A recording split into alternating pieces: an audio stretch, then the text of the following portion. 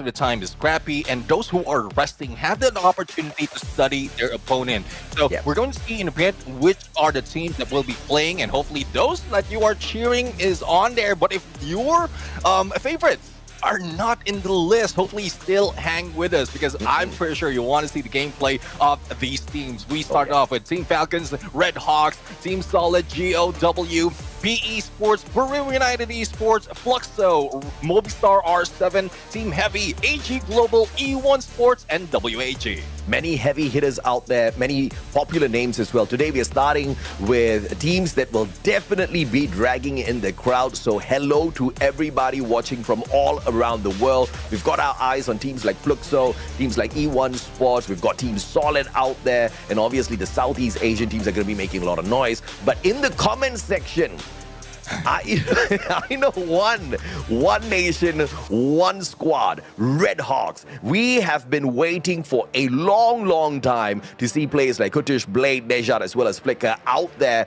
doing their best. A little bit of a teaser at EWC, but this time I think they have gotten a taste of what they're dealing with, and they've gone back and they have prepared well for today and for the whole competition. I'm looking to seeing Red Hawks play their best game out there today. I'm looking forward to seeing what they can do.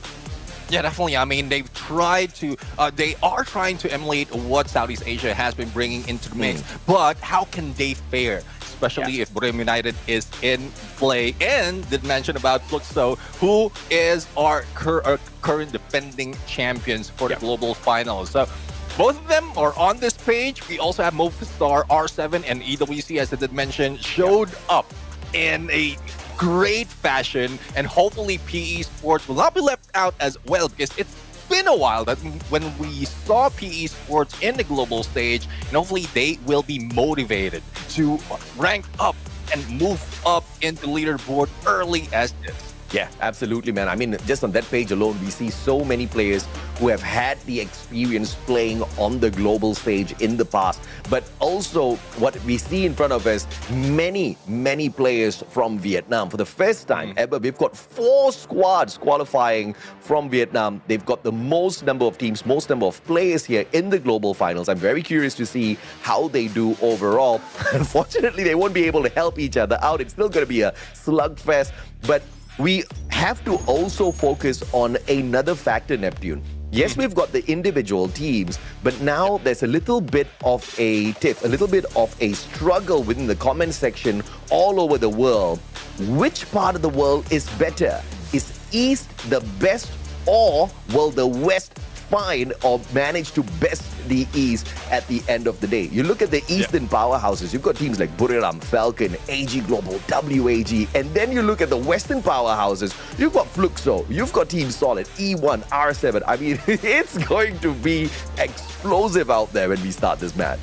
Yeah, exactly. It's more of the quantity that we have in the East right now, and hopefully they will also show up with the quality. But when we look at those from the West, like, we've seen great quality out of them, despite of not having that much numbers in terms of teams. So that would tip the balance a little bit on that battle of East and West. But I want to see more. I want to see West defend their champion and also their prestige all over this game, because so far, even for the videos that we've seen earlier, there's a lot of banter that is being thrown right now, and hopefully they can live up to that. Yeah, no doubt at all. And of course, we have got a little bit of a teaser for all of you guys in a little bit coming up. It is called the Room of Pressure. How much of pressure we throw at these players? Well, you guys will see in a little bit. Neptune and I will catch up with you in a bit.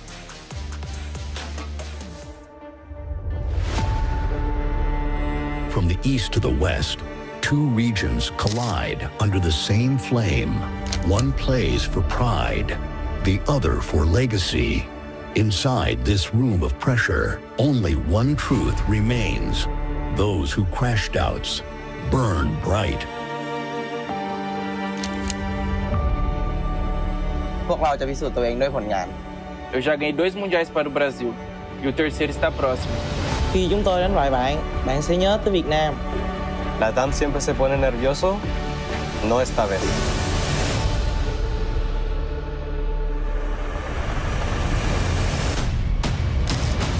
4 đội Việt Nam đã làm được điều đó và đó không phải là một sự trùng hợp. Estamos hartos de ser la sombra de Brasil, ahora somos Latam. ถึงเวลาเอาแชมป์โลกกลับบ้านแล้วครับ O leste fala sobre legado, mas o oeste escreve história. They entered with pressure. They'll leave with fire. From east to west, which region will burn the brightest? We shall see.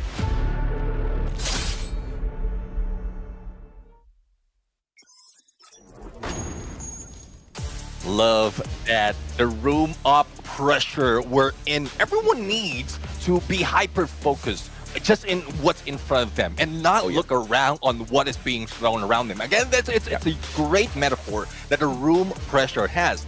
All of those trash talk, everything that is being thrown at you, all surrounding you, that would depend on what your focus is. If you just have your eyes in front, then all those pressure will be left behind, and all you have to do is take that victory. Yeah, absolutely, man. The East versus the West. That's exactly what we're going to be looking at for a majority of the competition all throughout. But of course, in the comment section, you guys let us know exactly who do you think is going to be the very best. Are you here for the East? Are you here for the West? If you're from the East and you're supporting the West, let us know as well as vice versa. But you know what? There was a little cookie crumb in there that was dropped that we have to pick up on as well.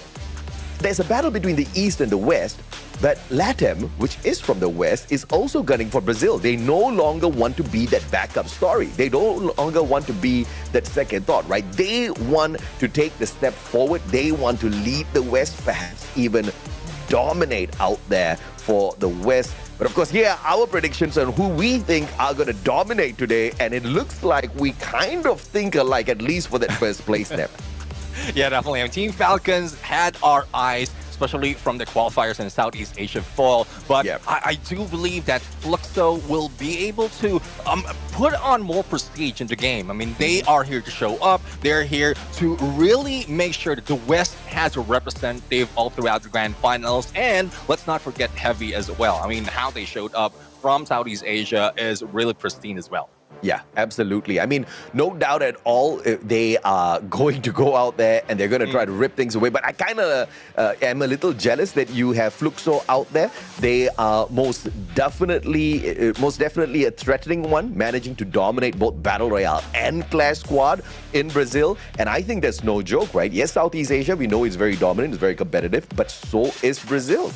Yeah, I mean, I really love how when I saw them first, especially in EWC, how they practice, how they motivate themselves, and as well as look forward to each and every game. That's what I really respect about those from Brazil, especially from Fluxo. So I want to see that happen right now and also be emulated by those coming from the East, because I know that there's different tactic, but I guess this is where we stop on doubting and wait for what is up front, because it seems like the battle is ready, AJ, and I'm loving this going to start right now. Oh, we are shivering, and yes, because it is about to get a little cold out there. What am I talking about? This is just gonna be hot the whole day long. Game number 1 here to open up our global finals knockout stage. Day 1, game 1, Alpine. Ladies and gentlemen, boys and girls, survivors of all ages, we hope you are ready. We sure as hell hope your favorite team is ready, because it's not going to be an easy one. Neptune, what I want to see at the start of this match is some hot drops. Oh, let's see if that would happen against some of the teams that are already dropped in, but it seems like Militia will find a few of those engagements where Red Hawks will be fighting against Heavy. And even in Snowfall, we are seeing Brim United being hot dropped by Movistar R7. And I love this storyline coming from both of these sets. Woohoo! And Red Hawks, they are the one with the first blood on the first game, on the first day. Come on, Bangladesh, this doesn't get better than that. And they are picking on Team Heavy of all squads, Vietnam.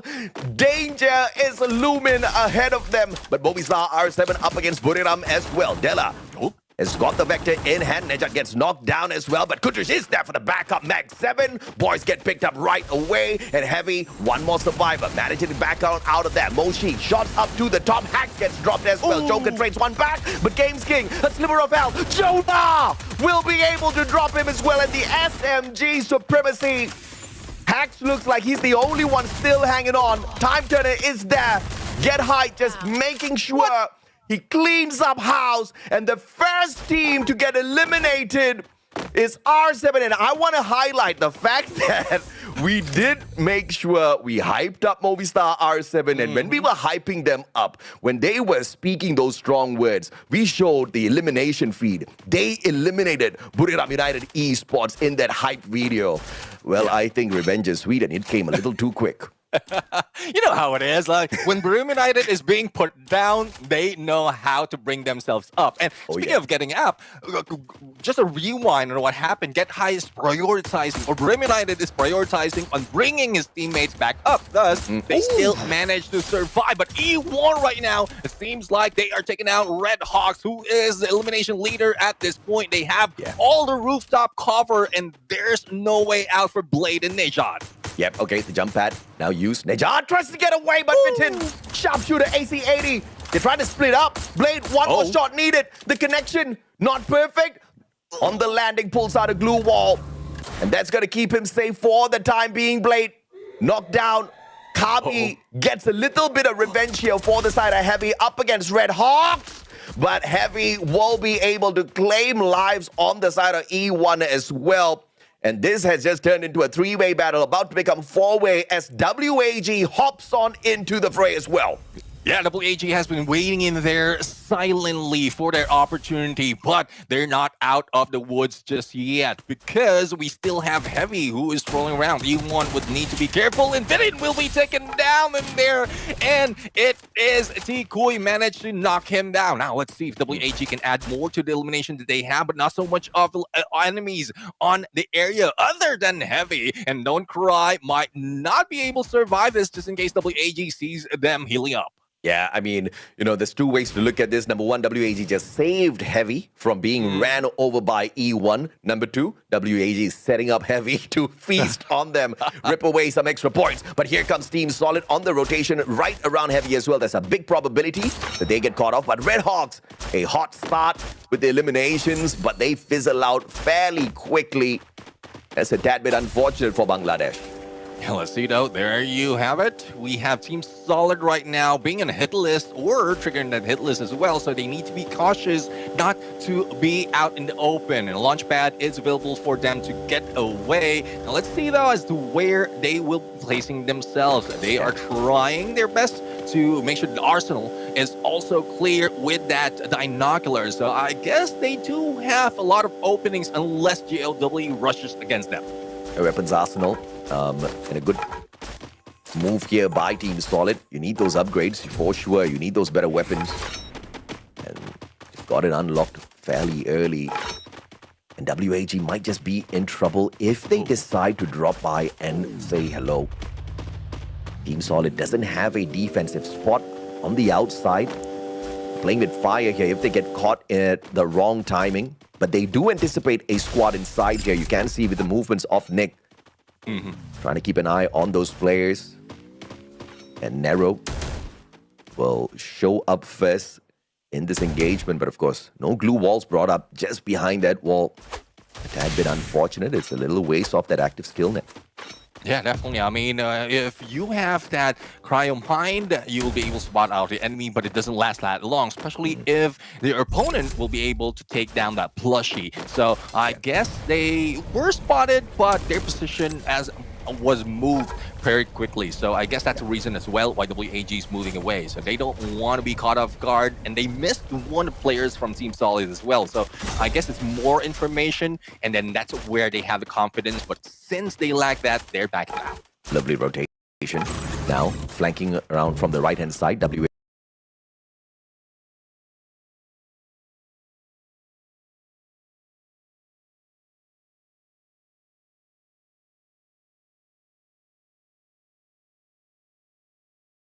side, trying to make sure as the sniper of the squad, he's got a great vantage point to protect the rest of his team members, as well as get a couple of knocks for WAG. Great position held by Expo. RIP spotted out, but patience triggered discipline from the WAG player. Yeah, definitely. I mean, only one information, one player to be cited. And if you don't have all position of the players, you won't be able to take them down. There would be a loss, though, because we keep talking about it. A knockdown will not be fulfilled unless it is confirmed. And none from WAG is also on position to be able to confirm those elimination. And next, we're still in position to go and take the shot. AWN in hand, and Dion almost taken down. If it wasn't for a hop, he could have been down already. Yeah, I mean, he's got the inhaler and the medkit out there, so nothing much for him to worry about. And none of the other WAG players close enough to take advantage of that initial tag. Vanmo now, RGS50 going in for the double on those grenades, but the Steffi popped in time, so no damage from grenades. GOW safely make the rotation around to the right-hand side. Tikui now at 590. They burst through those glue walls. Then Dian gets the first drop onto Vanmo. PLS1 trying to run away. WAG in a lot of trouble. Can he get to a vending machine to at least bring back a couple of players? Inside he goes, but gets caught out by Dian. GOW ripping apart WAG. For elimination for GOW, only one remains, but X4 is hiding out. Now, we'll see if he will be able to hide out for long, because there's no way out, because Fluxo is just waiting for them. And it seems like the shot coming from Fluxo would be a saving grace for WAG, but X4 has ran out, and there you have it, GU stealing that away from GOW. Yeah, the Winchester in hand, managing to take it away from GOW. Extra point for Fluxo, unfortunate for WAG, but what a counter by the players of GOW. Phenomenally played, especially on that right-hand side flank. They knew exactly what was going to be advantages for them. They set it up, and of course, we did see a little bit of a misplay from the players of WAG, kind of miscalculating exactly how GOW was going to rotate in that situation, and overall putting will still be safe. But as we saw in there, AG as well as Team Falcons is in the battle. Let's see who's going to win it. A couple of Winchester from On Fire and Pina that might throw off the gameplay of AG, but let's see if they'll be able to fire back. Yep, AG under pressure. Falcons, both squads outside the circle, but not too far away from the safe zone.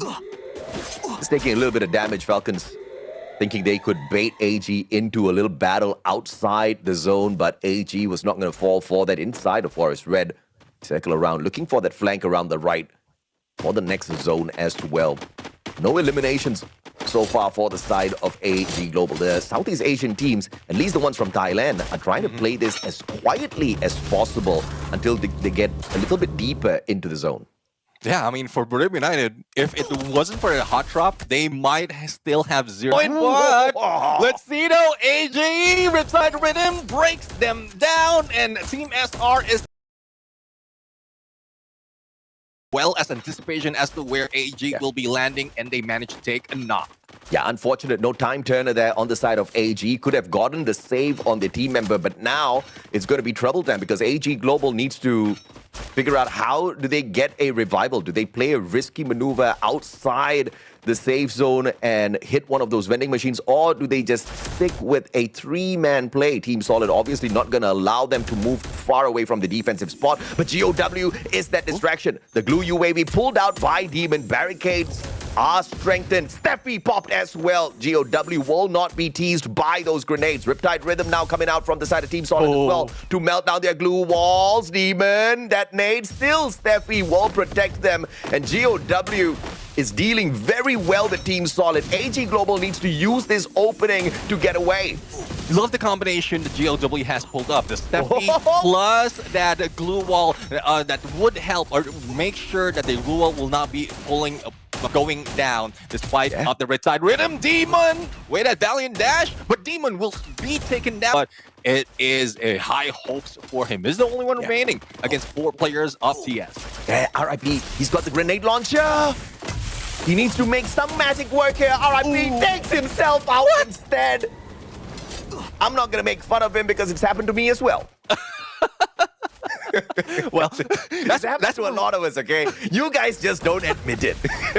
that's one reason I'm not using that weapon, because I'm off angle when I make that shot. But Lao Ho right now being taken down, and Fluxo is taking advantage of their position to go and chase against PE Sports. And as they lost one player, it seems like they are up in the corner right now with nowhere to go out. Yeah, well defended though by PE Sports, just barricading all of those windows with the glue walls. But Nolan, the timing was off, and the charge buster by GU puts him down onto the ground. Fluxo just waiting for the timing here to hop on in there, pulling out a double glue wall to block off the windows once again, but a mistake by PE Sports. But they still do manage to block off the access by Fluxo. GU really low, but the time turner pulled out in the nick of time.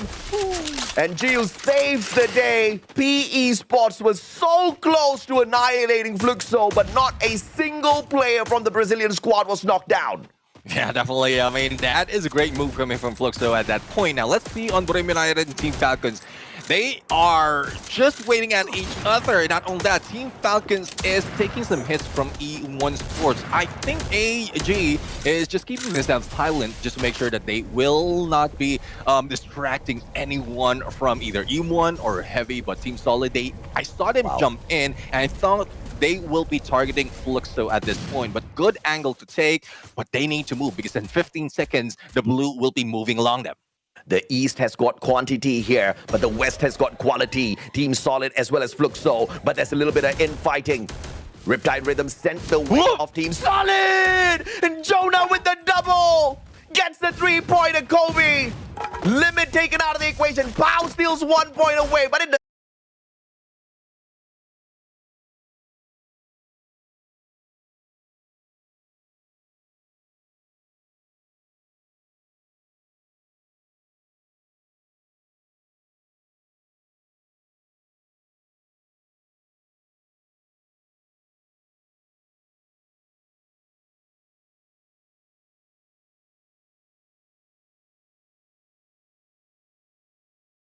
Brazil, who's dominating that game #1. Yeah, absolutely, man. And obviously, Fluxo at the very top, E1 as well as Team Solid, managing to climb up quite a little bit, but area, but they do need to climb up a little bit more. I am most impressed with the very sticky situation early on in the game, and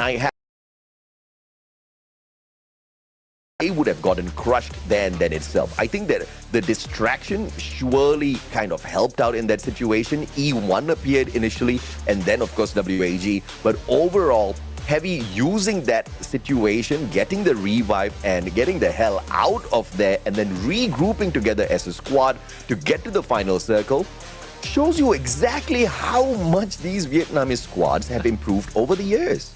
Yeah, definitely. And let's see if that is something that would show up even more. But looking at what the question right here, will their Clash Squad dominance hold up in Battle Royale? We're talking about the dual mode champion, Red Hawks, Falcons, and Fluxo. And it seems like Fluxo has already put up their name in there for BR. Now, question is, will Falcons and Red Hawks follow through? Because looking at the list, they're at the bottom half. Yeah, they're definitely the bottom half, but all three of these teams, dual mode champions for a good reason. They know how to play a good game of Free Fire. In their own individual regions, they are most definitely beyond champions. They are legends as of this point of time.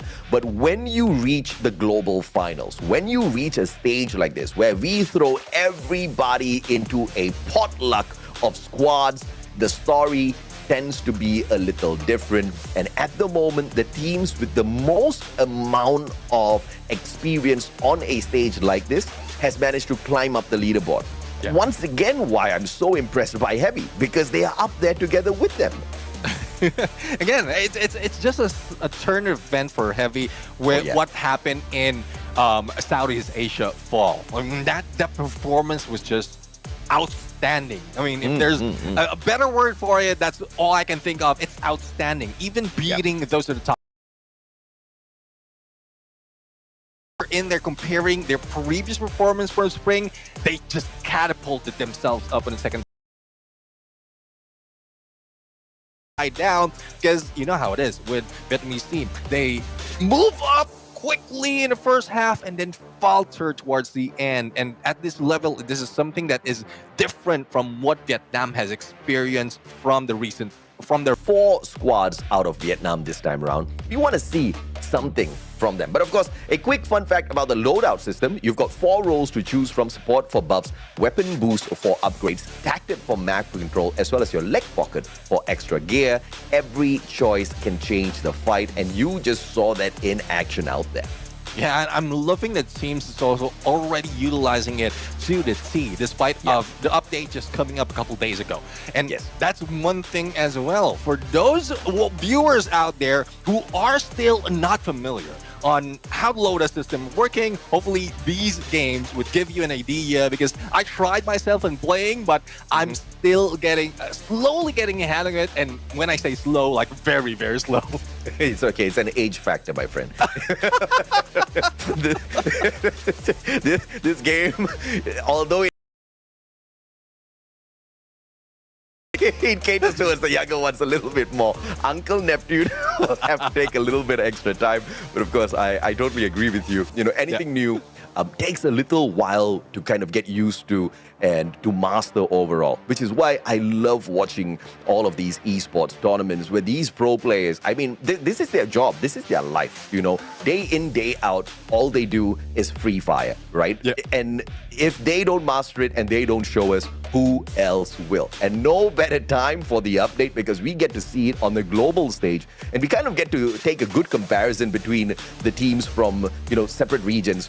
You know, a comparison between the working around the same thing, because we just saw Fluxo is still sticking to what they're comfortable with. We don't see Nero coming out there, and I don't think that's a huge issue at all, because once again, when we saw them win Kasle into play, because to every other region, to every other team, they were saying, hey, this Kasle is technically out of meta. Well, let's see if that's something that they can prove once again. Another fun fact, referring to Falcons double champion at Sea Fall 2025, Carraro said, if winning once was luck, you can't be lucky twice. And I guess they just showed sheer dominance, and it wasn't luck. They won both Battle Royale and Clash Squad. Red Hawk fans are very happy that Carraro said that, because now they can say that for Red Hawks as well. You know, I tease you guys. I love Red Hawks. I've been waiting for them for a long, long time to make their international debut. We got to see a little bit of a sneak peek up against them. And of course, we get to see them in performance today as well. Once again, a great start, but it fizzled out too early. Luck just wasn't on the side of Red Hawks in this particular start, because even if they were able to manage the situation early on in a decent 4v4, too many teams came rotating into their compound. I think as far as Red Hawks is concerned, they are not occupied by any of these other squads, because if they're not prepared for the battle, I usually it's going to be a problem if they don't fix it. Exactly. I mean, and there's one thing I would want to say, guys, for Red Hawks. Yes, they show dominance in that hot drop, but it's the moving away part that they need to move, that they need to do quite well, because we've seen a lot of teams, they don't, like, especially in where 12 teams are still involved or 11 teams are still involved, definitely some of the teams will be hearing those gunshots, waiting for the opportunity. If you spend so much time in engaging in one compound, you will need to anticipate that someone else will be waiting for you. So like, after the engagement, if you win that fight, then just move away. At least one person can move away, and that can be your insurance policy. Not just for Red Hawks, but for everyone else of these teams who's going for the hot engagement for the early games. Yeah, man. I mean, you know, at the end of the day, we definitely need to look at a few different factors overall as well. But I do want to highlight one thing, right? We've got a few underdogs who are on the rise here. We've highlighted them extensively already. We are talking about the teams out of Vietnam. We're talking about Red Hawks as well. Okay, we also have to throw Red Cliff into the conversation, because many of the fans out there, and even some of the teams that are on that global stage, they kind of feel like these are the teams that are going to be the filler squads. These are the ones who are going to get crushed and thrown down to the bottom. Now, Red Hawks are not doing us fans a big favor by kind of proving that right in the very first game itself, but it's good that they got punished early because it's all about the rise up to the top. It's all about how you find those adjustments. But it wasn't just Red Hawks that got crushed early. WAG performed, even worse. They only got 2 points out of that game. And wait, let's take a quick pause on that statement. A quick fun fact here. When it comes to age, still at 16, Blade and Kutush are the third and fourth youngest players at the Free Fire World Series 2025. And right behind AJ Chinoy as well as Rasia. Rasia is still the youngest player out there on the stage. Well, technically he's not on the stage right now. Out there on this global finals. Yeah, I mean, I got hurt a little bit when it comes to age, but fun fact, Neptune is the oldest caster in the lineup right now. But anyways, I mean, you did see, we are seeing a lot of potential, especially from Rasia. When he got introduced, that's when Evo's Divine just changed, changed their face. And I think it's not just the energy, it's not just the mechanical movement that can be done by young people. It's more of how hungry he was in winning those games. Imagine, even before EWC, he's already part of Evo's Divine, and he's watching in the background, eager to put himself on that stage. And the moment that he is there, I think he manifested everything that he has achieved so far, even before he stepped on EWC. Yeah, I mean, there's two types of people when it comes to manifestations. One just wishes, another one wishes and puts in action to get there, and Russia's the latter, right? It's not just about wishing to get up to the top. This kid is divinely blessed with some... At EWC, if Russia was not there, I do not think they would have become champions, because he was the savior of the squad. Round after round, they could have gotten annihilated so early. Because there's a big probability that the other teams would catch up, activate Champion Rush, and then sneak it away from EVOS. So they still had to play the game of points by the end of the day. And Russia was the integral piece in that puzzle to keep them still in the competition. And of course, at the end of the day, they still managed to win the whole thing. But yeah, I agree with you. Without him, it would be a little bit difficult for EVOS to dominate overall. Yeah, definitely. Well, let's see though. I mean, more of Rasia and Evo's Divine later on. Right now, we're heading in onto our next map. It is Purgatory, and well, let's see if neither heaven nor hell will be able to save the teams right now, especially for those who have been stuck in the bottom after those early engagement fails. Absolutely, man. Purgatory time. And like you say, usually neither heaven nor hell, but they're about to get tortured for sure if they get into yet another sticky situation. Those hot drops are unforgiving. And I want to see if or not Red Hawks will make a little bit of an adjustment in terms of how they drop into the map. Maybe avoiding those central areas, picking a little bit of the edges, and Moat House is a perfect option for them. Usually teams do avoid the location of Moat House. It doesn't really serve up the best of defenses. There's just too many, entry points into that area with those zip lines. Let's see though of how fast they can move, because looking at the area, it's quite clear, but at this point in Brasilia, R7 will not be in the clear once again. This time, they will be dealing with PE Sports. Be able to beat them down. But speaking of beating them down, Purem United beating down GOW2, or one elimination already done, but Dion will be brought back up. Yeah, I mean, too easy on those revivals so early in the game, as long as you've got a vending machine somewhere around you. But of course, it's a little bit more heated here. Dinoculus used early on.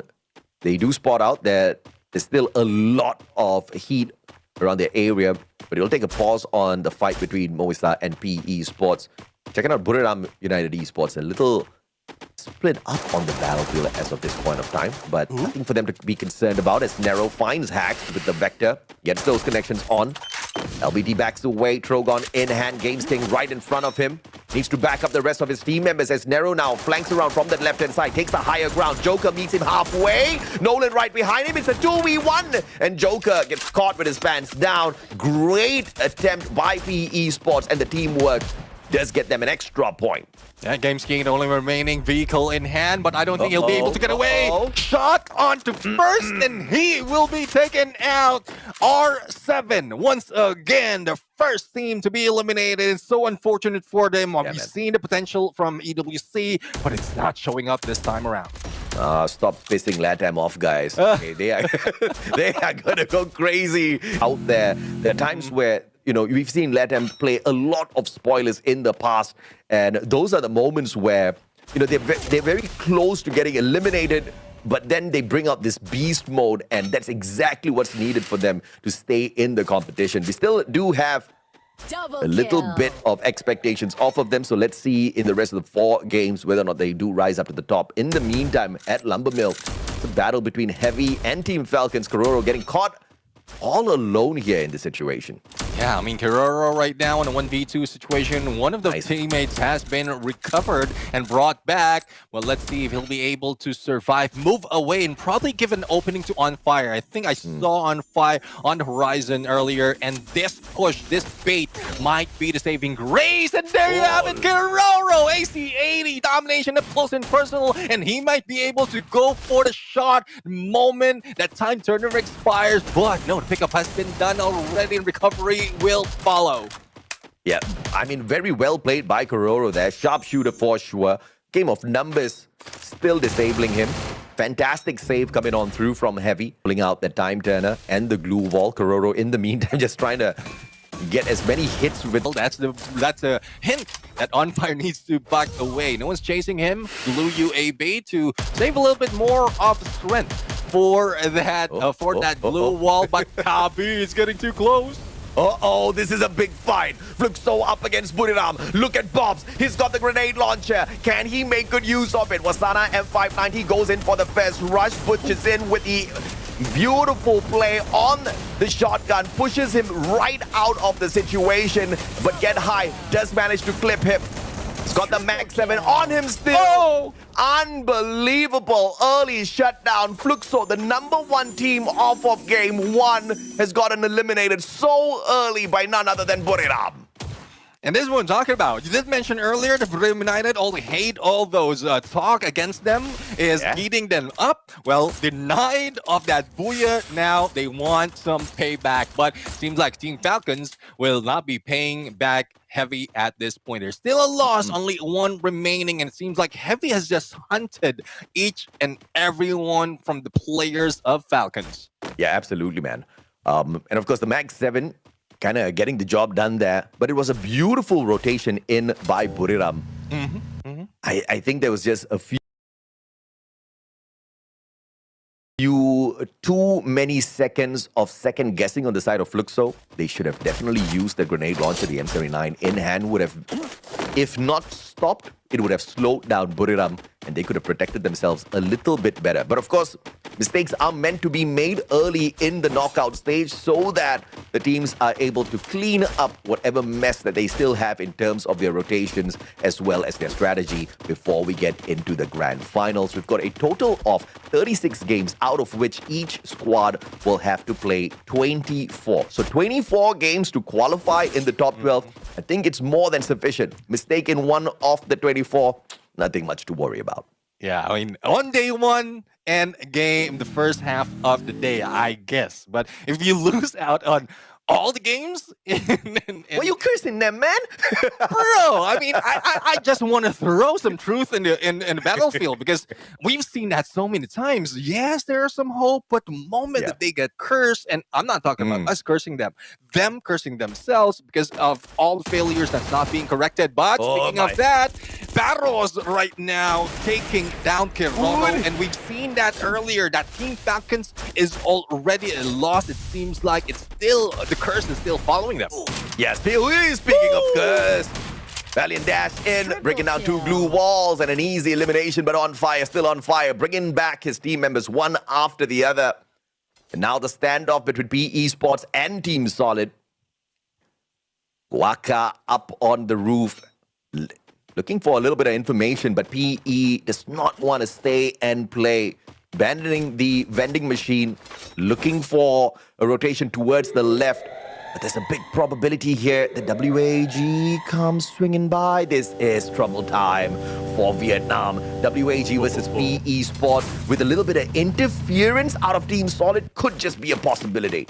Yeah, let's see. I mean, the noise of the vehicle might have pull in PE Sports or probably have them on their toes. The same goes for Team Solid. But as you can see the map or the minimap, they are getting close, a little too close for comfort into PE Sports. The same goes for Red Hawks. Hopefully, Red Hawks hang back a little bit because they don't want to be part of this if they want to survive longer, unless they have the firepower to do so. But speaking of firepower, like Falcon is feeling all those firepower from the beginning of the game up until now. They're still in trouble. Yeah, he's got the super med on him though, on fire. Grenade. Okay, so there's a glue wall melter. But nothing much to worry about for now. But you gotta admire how Team Falcons has managed to quickly recover their squad. Everybody's got a little bit on them, but not much of cash because multiple revivals have been pulled so far. AG Global kind of putting themselves in a disadvantage by splitting up here. Limit has to take advantage, but Dew is still alive and kicking. Has got the VSK in hand alongside the Car 98. Deep Freeze will not find anyone. Kororo down to half his health, but has got the time turner to protect himself. A double glue wall pulled up as well. Riptide Rhythm courtesy off limit goes in for the shot. Still not finding any connections onto Team SR.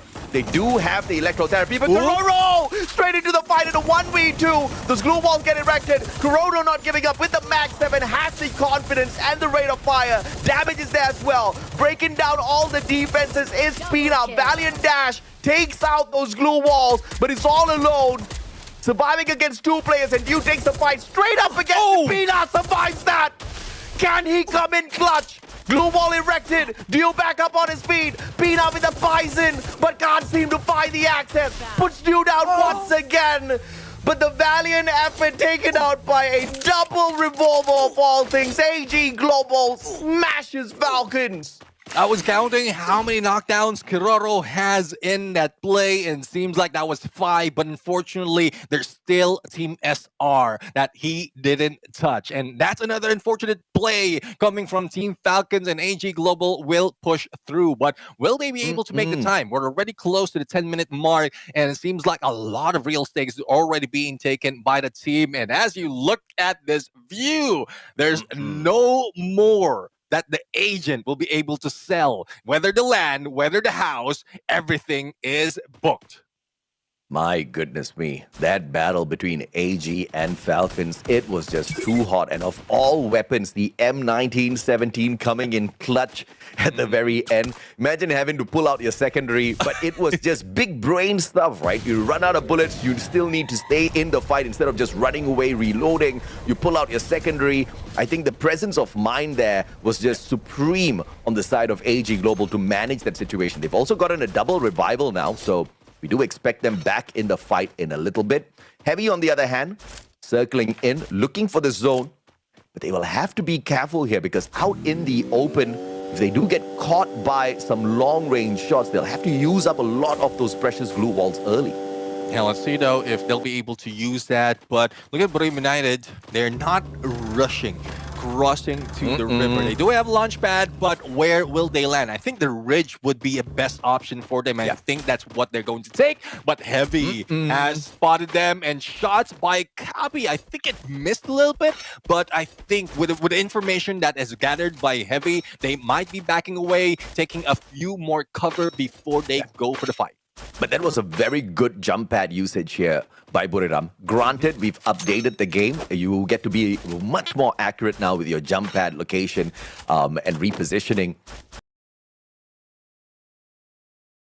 We could not take full advantage of it. Clearly, not all of their players playing on the marksmen and the snipers. So, and of all teams, Heavy would not want to make that mistake of engaging early when the lobby still has got 9 squads available as we approach our 12-minute mark.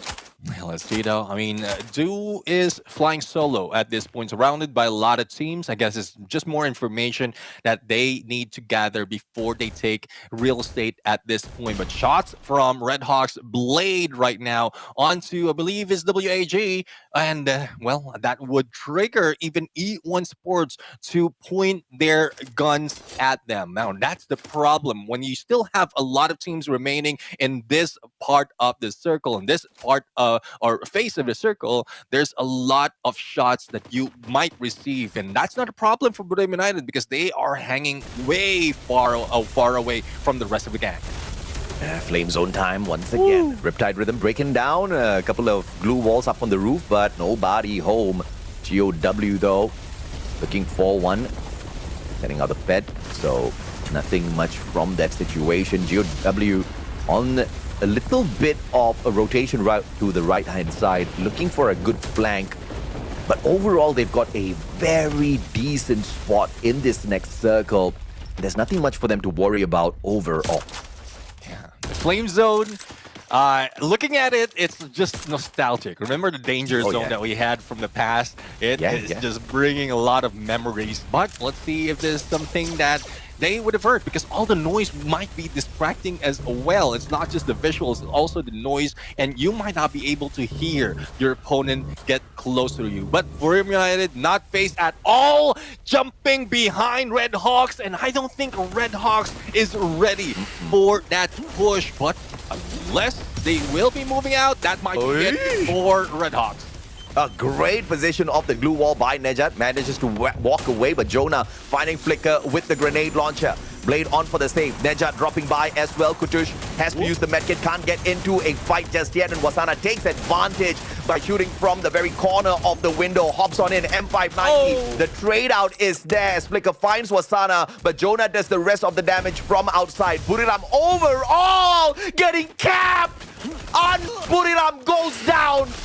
And all of the Bangladeshi fans will say that's what you get when you mess with Red Hawks, but they only have Blade. 3 eliminations in hand. This has to be the end for Red Hawks. Yeah, I mean, Nero did take him down, but valiant effort from the Red Hawks. Now, a little bit scramble coming from Heavy as well as PE Sports.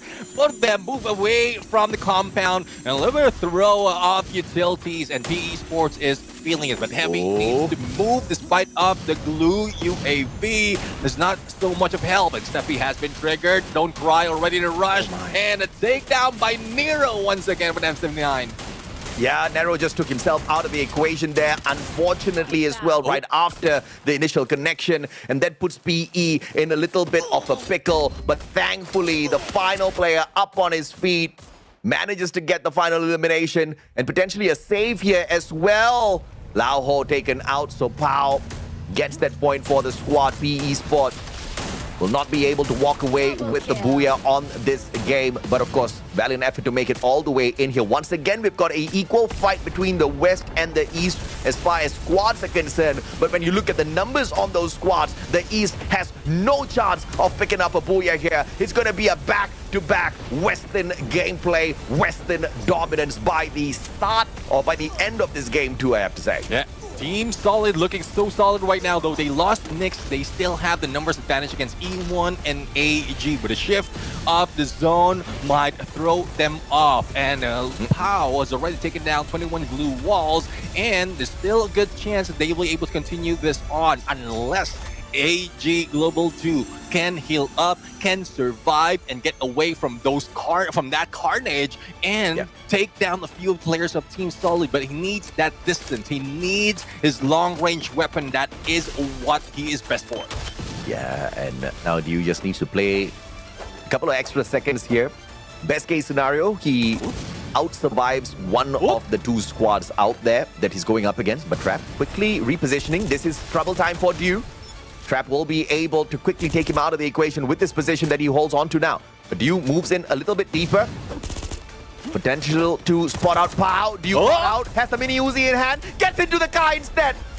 But spray down, not there. Diu, Liver of Hell, still tries to get away, but Trap with the grenade launcher will take him out. And it is Team Solid picking up the second booyah here on day 1 for the West. And for the time being, the East is able to smile, but it is the West laughing all the way to the bank, at least a little closer. Well, Brazil represent. First off was Fluxo, then it was Team Solid. And even E1 Sports survived a little bit longer, so it seems like they will be taking the top board once again. The booyah being grabbed by Brazil. And I'm just surprised on how this coming up, because from what I remember, Brazil or Latam Brazil, everyone from the West is very much in a passive state, but not this time around. They know how to time their game. They know how to choose their engagement as well. And it seems like they studied a lot of regions to get to where they are right now. Yeah, I mean, no doubt at all. I think Brazil has just been doing a lot of homework because they understand that it is going to be a slugfest out there by the end of the day. If they're not prepared for the fight, they are going to go down without a smile. But for now, Brazil can smile. The West can smile because they are absolutely dominating with consistency. But the question is, it is just the region bringing in the consistency. Granted, we've only gotten 2 games in here so far because if we all remember, Fluxo with a massive booyah after game 1, in this game, they got caught out by Buriram a little bit too early. Yeah, I mean, though they are number 1, 9-point lead below Buriram United, that's one thing that Buriram United want to reduce the lead between them and Fluxo. But they were not expecting this end result as well as a takedown against them. So let's see though on how high or how low Buriram United has brought themselves after game number 2. But one thing's for sure, Team Solid, after 10 points from game number 1 and a massive game in game number 2, they might be taking over that number 1 spot. Team Solid, looking solid. That's exactly what we expect out of them, and they're delivering on the expectations. You gotta like it, you gotta love it. But once again, you've got 24 games. If you're one of the teams that has messed up 2 of those matches, you've got 22 more. So it's not about messing up, it's learning from that experience and making sure you've got the capability to bring in the adjustments. Now, on the global stage, that is a little bit easier said than done because even if you know what the adjustments are, even if you go out there with those correct maneuvers, with those correct adjustments, you still got to look at the capability of your opponents on the opposite end. And once again, we're on the world stage. This is not the creme de la creme of a region, of a country. It is the best of the best across the world. And this is as at the standings off of that matchup and see exactly how well did the squad do for themselves through those numbers. 23 points in total for Team Solid. So this should get them quite up high on the leaderboard because they were not too far away from the number 1 spot earlier. All game was global. 10 eliminations, 8 placement points for a total of 18 and equalized by E1 who are right behind them as they survived a little longer. Yeah, well, let's see though. There's a lot more that can be put in, and Heavy right now still on the top 5. I'm loving performance of the team. A lot of elimination, surviving a little bit longer, and I'm quite surprised who is the coach who is taking the lead in Heavy side because they are doing quite well, putting themselves in the 3rd spot after game number 2. Buriram United stick to that number 2 spot, but I did mention Team Solid taking over that number 1 spot because they had 10 points already, plus the booyah being taken from that purgatory map. Yeah, I mean, this is looking really good for Buriram and Heavy. But props to Team Solid jumping up to the number 1 spot. Unfortunate for Fluxo because after performing so well in that first game, they picked nothing up in the second matchup. But looking at how they did at Alpine, we are fairly confident that we can expect a little bit more from them. But overall, Brazil doing very, very well for themselves. Let's take a look a little bit at the team stats here. You've got the combination of Skyler, Steffi, Oscar, A124. Still no Nero on the side of Brazil. But I am not complaining, right? 3 of them walking in here with the tactical market as well, Neptune. Only Nick's walking in with the team booster since he's going up and close up against all of his opponents. He's got that extra backup when it comes to the defense out of Joseph, J. Beebs, and Ford. So we kind of see exactly where all of the aggression is coming from. But the MVP, though, is still Hack. He got a triple on that final engagement there earlier.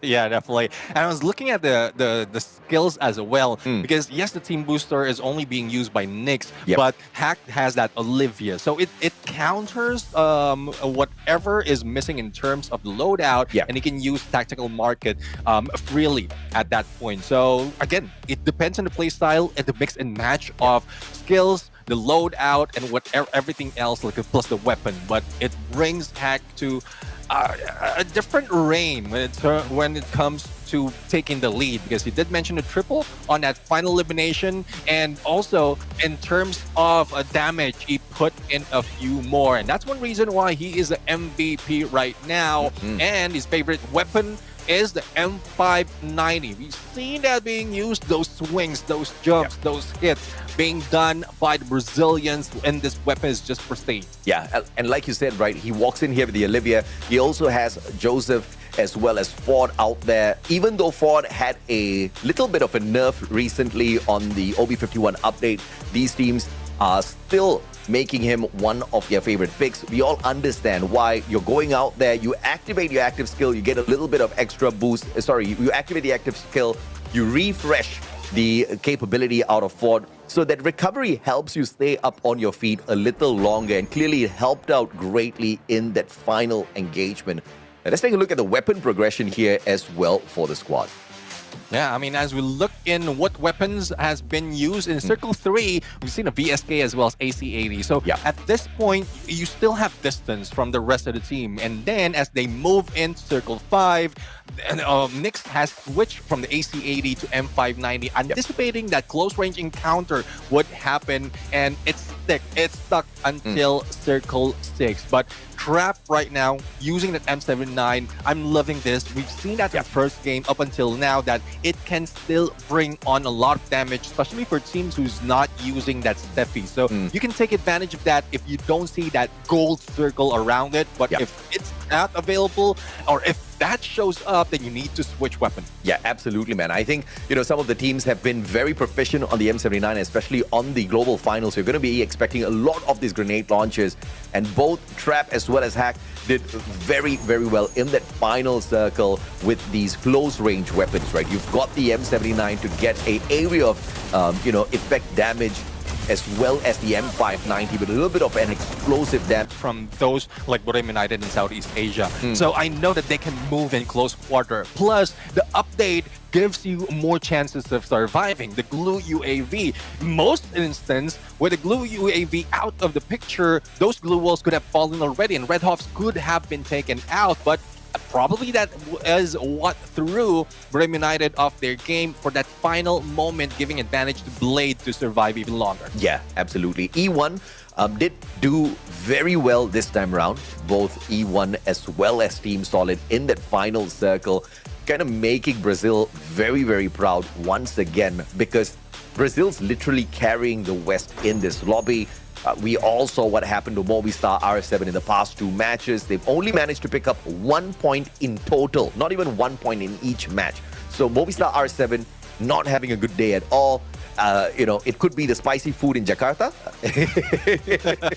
or it could just be the first day jitters. We all understand exactly how it is. It's quite nerve-wracking to fly all the way out to another country, to sit down on this massive, beautiful stage and try to do your best against some of the best around the world. So Movistar R7, they haven't found it just yet within themselves, but they've got 4 more games to play recovery. Yeah, I guess it's the mindset as well that needs to be changed for the side of Movistar R7. If you remember, from the beginning of the game, they are targeting Borem United, and they did. They managed to at least get knockdowns, and they got eliminated. And I think they're just trying to do the same, catch up with the points, instead of just slowing down. And that's one thing that they need to change. Get that rivalry away up until the moment wherein you have already recovered with the points, and then bring it on. But let's see if that's something they can do in Kalahari right now, because yes, hot drops is possible, but the long range, the getaway might be difficult because there's so much open area in this map. Yeah, absolutely, man. And I can't wait to see how some of these teams play this recovery on Kalahari. If we're going to take the data that we have collected from all of the past competitions, throw it out of the window, right? Only because it's the global finals, and the heat on the stage is a little bit different. The confidence on the stage as well is a little bit different. We saw how Fluxo could go from that most dominant team with massive eliminations in game 1 to getting nothing in game 2. Things can change around, time and time again. And a quick player quote here as well. When we checked out what Wasana had to say for some of their opponents, actually for Buriram, from time to time, we do have our bad days. Yes, Buriram, we all know that. And if we have to choose a rival at our lowest, it'll be Red Hawks. Hashtag Red Hawks #1. All right. And we understand why he's saying this as well, right? Because the Red Hawk fans are some of the loudest fans we have ever heard, and they are in every single broadcast, every single comment section. But we love you guys for that.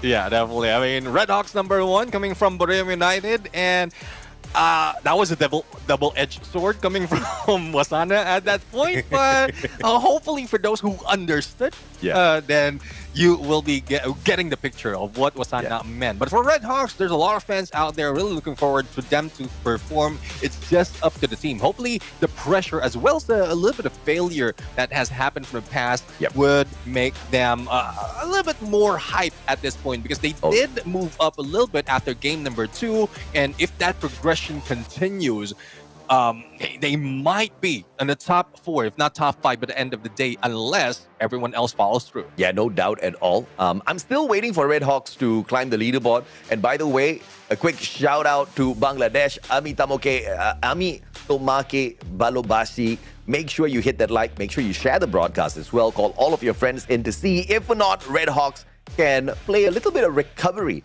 in the next 4 games.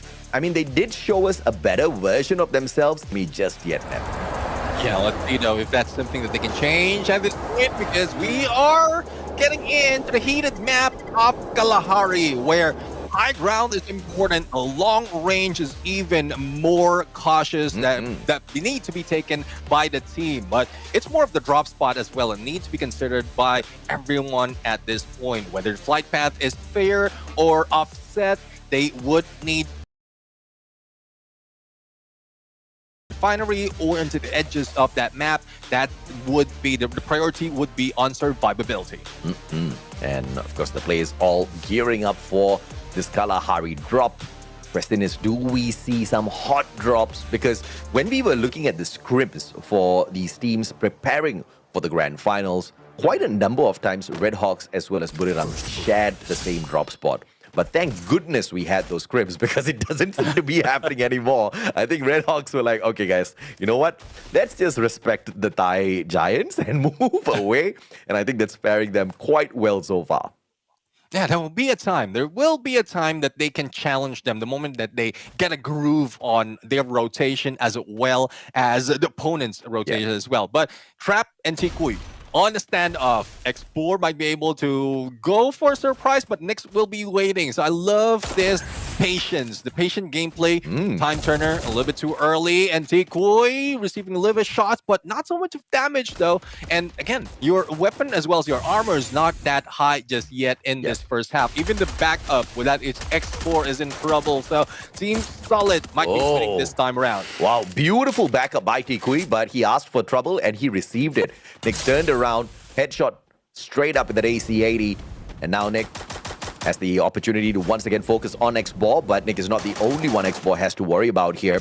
A 2v1 situation, and Nyx should be able to take the final engagement, but X-Ball, unbelievable AUG counter, gets the knockdown. And we also have a little bit of a spot here on Red Hawks, having a little heat out there. Riptide Rhythm breaking down the defenses. X-Ball shut down by Hack, who appeared at the nick of time. VSS straight to the head to take the sniper out. Yeah, nick of time, pun intended, I suppose. Hacks right now, taking down Kutush. The rest of Red Hawks is nowhere to be found. Well, Blade is up top. And a great shot coming from Joker, even before Hacks managed to jump on. Now, let's see though. There's still a few players from Red Hawks right now, but if this continue, if this pattern continue, it might be the end for the team once again in game number 3. So let's see if that's something that they can change from this moment on, or probably later if they get annihilated. Yeah, Buriram cheated us. Wasana cheated us. They told us they love Red Hawks, and now they took down another one. And we've got a final survivor out of Red Hawks here, the one and only Nejad. Poor guy has to pick up enough coins to bring back all 3 of his team members, or at least find a revival platform to get the deed done. But now, a skirmish between Movistar R7 and Buriram as Captain Jonah goes out for a stroll all alone. Is this a bait? Is he bringing them straight into his squad of Buriram players?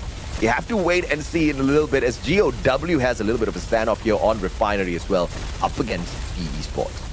Let's see though, it is a Vietnam civil war at this point, and GOW just hanging into the vending machine. Not sure what the plan is right now, but that damage will push them away. Glue, UAV being gun, and Demon will be down. M590 coming from Nolan. LBT will shut down hands, but the pickup is not possible. Now Rip would be the next target. Valiant dashes 180 M590 connections we have seen in a long time. I'm sure he was practicing that quite a number of times. It was too smooth, Neptune. And RIP says RIP to myself as he gets taken out of the equation as well. But GOW still standing. One more survivor. Deanne all alone as he tries to look for a vending machine. Ooh. Limit finding Kabi. Falcons up against Team Heavy now. That's not going to be too good for the squad. But as they close in on him to eliminate the player from the lobby, the rest of the Heavy players will be able to spot that out and back away.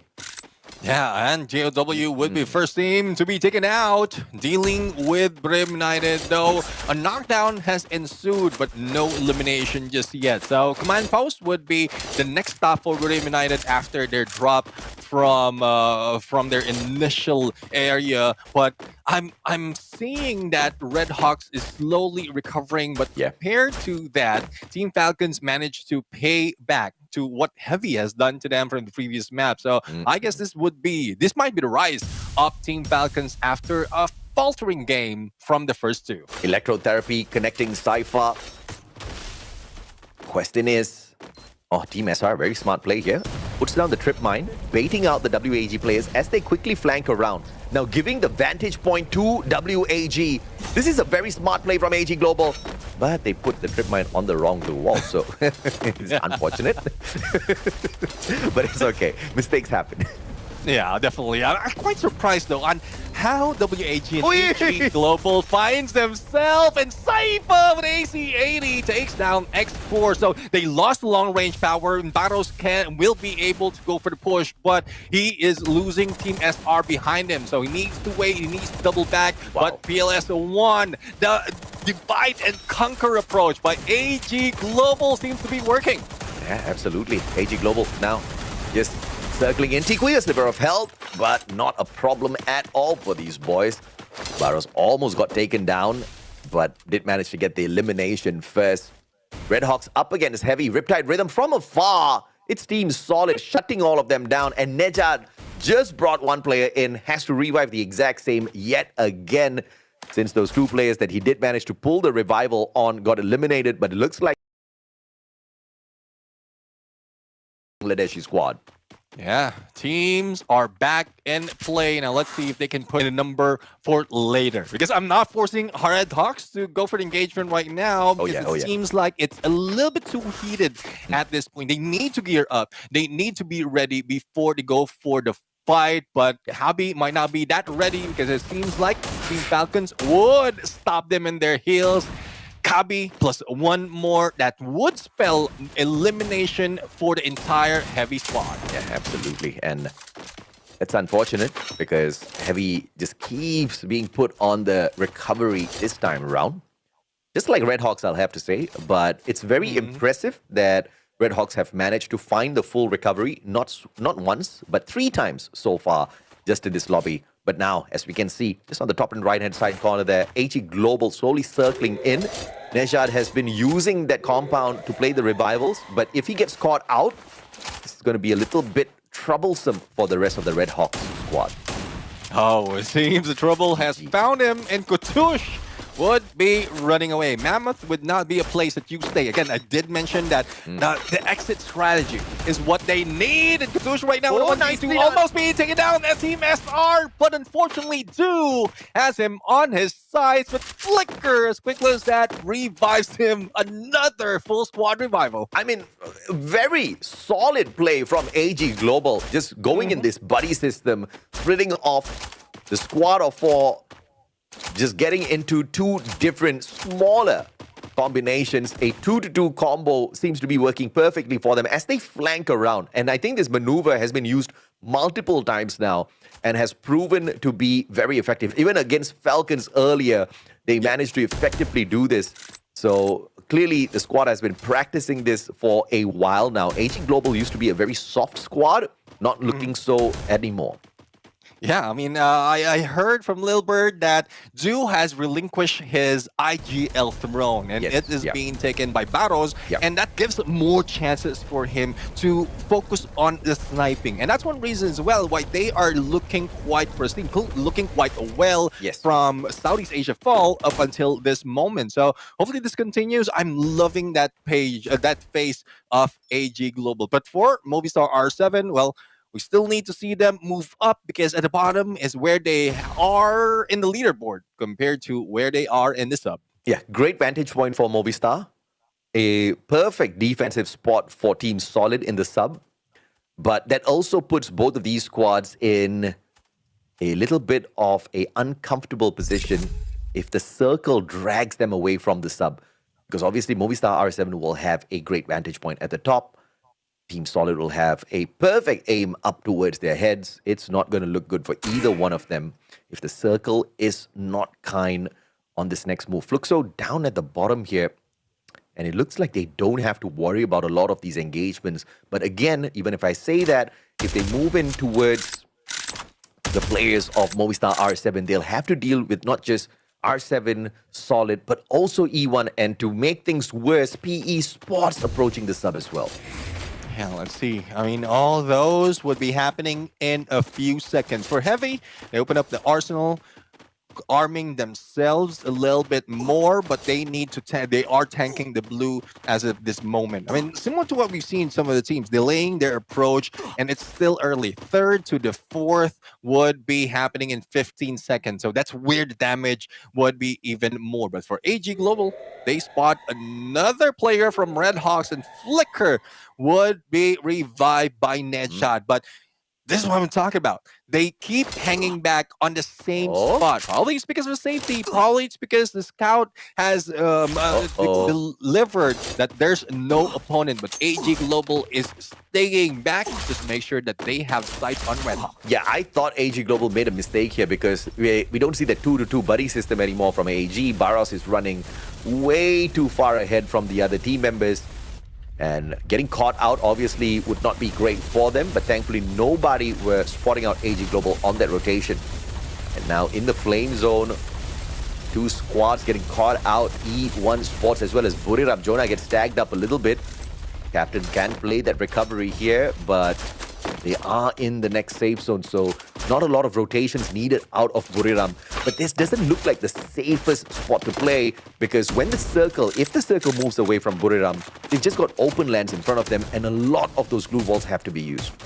Yeah, definitely agree with that, and hopefully they can find their position. But for E1 Sports, the position is the target is on them, especially when they're dealing with Team Solid. But PE Sports is also throwing a few on them, but it needs to finish now. Otherwise, a lot of teams will be stepping in, flying in, similar to what we're seeing Falcons, and that position that with Limit X7 and AWM might be able to take down either E1 Sports or PE in this matter, but they will stay silent at this point, and if they move to the left, it's Buriram United that they will meet. This is definitely crunch time for the movements. As we mentioned, Buriram, they'll have to deal with a lot of pressure as they look for this next circle if it moves away from them, and unfortunate for Buriram, it does move away towards the sub. E1, lots of pressure onto Fluxo this time around. A little civil war within the Brazilians. And it is Movistar Hacks with massive damage this time around. Movistar, great recovery after getting down early. 2 games. It's heavy. Facing a little bit of a heavy challenge from the back. The rotation by Falcons, absolutely sublime. Snuffing out 2 of their players, and don't cry, about to cry as he drives Mufasa away. Yeah, it seems like Heavy would be crying a lot because it is Team Falcons who's bringing them down in more instances than one. But very close to PE Sports right now, plus the noise that they made, they will be targeted by a lot of teams. And with that Dreki, as he heals up, Don't Cry would be a target by PE Sports. But United, though, moving on to the left, Team Falcons on the right, E1. Well, they are focused on the long range, but I don't think they've spotted Brim just yet. Unless shots will be made, they will be able to squeeze themselves in. Yeah, Fluxo spotted out by Buriram now. MT7 looking straight at Get High. Get High looking at MT7 and Jonah making one big mistake. Deep Freeze takes him out, and they do not give them an opportunity to recover. And now Wasana under pressure, as well as the Riptide Rhythm breaks down his defenses. R7 Della shuts down Nejad. Redhawks are still alive. Red Hawk still alive and kicking. Couture, though, almost kicking the bucket. It is Hacks from above. And, well, the sub has been occupied by R7 for long. And, well, it seems like Red Hawks will not surviving that long. Now, for AJ, great position to get away from the sights of Movistar R7. But the only question is, how will they move up? Later on, once they step in, especially in those stairs, Team Solid will be waiting for them. Whoa, Fluxo, early downer once again. I mean, they started off losers. They are double barricade with those glue walls, thanks to a Riptide Rhythm, courtesy of Mr. Joker, who saves another Riptide Rhythm off of his Skylar that has not gone into a cooldown just yet. Will be able to use it once again from this vantage point on top of the sub now, using up their glue walls as well. Falcon is rotating down from that lower ground to potentially encounter Buriram, who meet a double nader out of the M79 courtesy of Fit in E1 Sports, shuts down Buriram. Fit in XP with a double. Now let's see if they can recover and deal with both Heavy as well as Team Falcons, and including the mix would be PE Sports, a little bit of glue wall melter and glue UAB as well to protect themselves. But Mufasa would be in trouble in a moment. Riptide Rhythm, but still managed to get away. Unfortunately for Lion, he has been knocked down and there's little to no chance for him to be picked up. Yeah, this is crazy. E1 about to get down and shut out of the lobby. And that's exactly what happens as Falcons picks up the title of Elimination Leader. Circling in, the circle on the side of Falcons. They have the big advantage here. Full squad as well. Flame zone trouble once again as the players look for a little bit of cover. Solid up against AG Global. They do have the vantage point, but AG very smartly sneaking under the platform to make sure they are not the target of anyone. I love what AG did. I mean, glue wall melter just on that platform that pushes the teams to move away. And let's see if Team Solid will be able to maintain their flank right now onto PE Sports, because they still have the cover, but compared to where Movistar R7 is positioned, they might be a loss, especially if nades are thrown at them. The shift of the circle, as you did mention, favoring Team Falcons, and they're heading away already, probably gatekeeping the rest of the team. But Joker, a headshot, and it seems to be continuing with I see a head, I take the shot, says Joker. And a great rotation round. Movistar R7 still under a little bit of pressure here because the circle is going to be moving away from them. They pull out the glue UAV to barricade and protect all of their glue walls. Extra bit of defense, leaving Team Solid to shut down PE Sports. AG Global circling into them, and just like that, will eliminate the whole squad of Team Solid. Cyber picking up 2 out of the 3 eliminations. AG Global on a different level at this point of time, looking for PE Sports as well, and a little bit of extra help for their glue walls. But the circle will leave them high and dry. Barras up in the air. He does have a little bit of capability to play this maneuver, but R7 waits them right beyond those defenses. Yeah, let's see if AG can deal with R7 quickly. Otherwise, Team Falcons might take them down. Sandwich, and between the east and west would be AG Global. And there's no way out other than forward. Now, They are putting in the glue UAV. Not quite sure if that's a good plan because earlier I saw someone trying to break down the glue wall, but it's redeemed by that glue UAV. But still, Riptide Rhythm delaying those breakdown, but still R7 survive as they fall down. Yeah, I mean, thank God they were in this spot. Early rotation gives the advantage to R7. They played the edge of the cliff perfectly well there, dropping down to the lower ground. But now making their way back up to the top is going to be a little bit of challenge. But Falcons will have to deal with AG Global first. So this is a big advantage to R7. Could we see the West pick up a back-to-back-to-back booyah here? The first 3 games all for the West. There's no better way to start off this grand finals. AG Global now, this time, get a little bit of a peek at the Falcons players. But how many more glue walls do they have? R7 finally shows up into the fight, and Falcons rotating over towards the left-hand side. AG Global should be able to aim down at them, but R7 helps out Falcons to take down AG Global. Yeah, it seems like in a bit we'll see R7 going against Team Falcons. It's a 4v4 situation, but the favor is still on Team Falcons. Hacks right now, M590, but misses that shot, will be taken down. And Team Falcons would be flying high. Bella will be on the ground. Booyah will be taken by the Southeast Asian champion. I believe that's got to be the record of the day, the record of the global finals for 2025 so far, with the number of points the Team Falcons have picked up for themselves. At the start of this game, Team Falcons were placed 10th on the overall leaderboard. They have only picked up 10 points off of the first 2 games, an average of 5 points per game, but they've definitely increased their average after this match number 3 on Kalahari. Falcons are back, baby.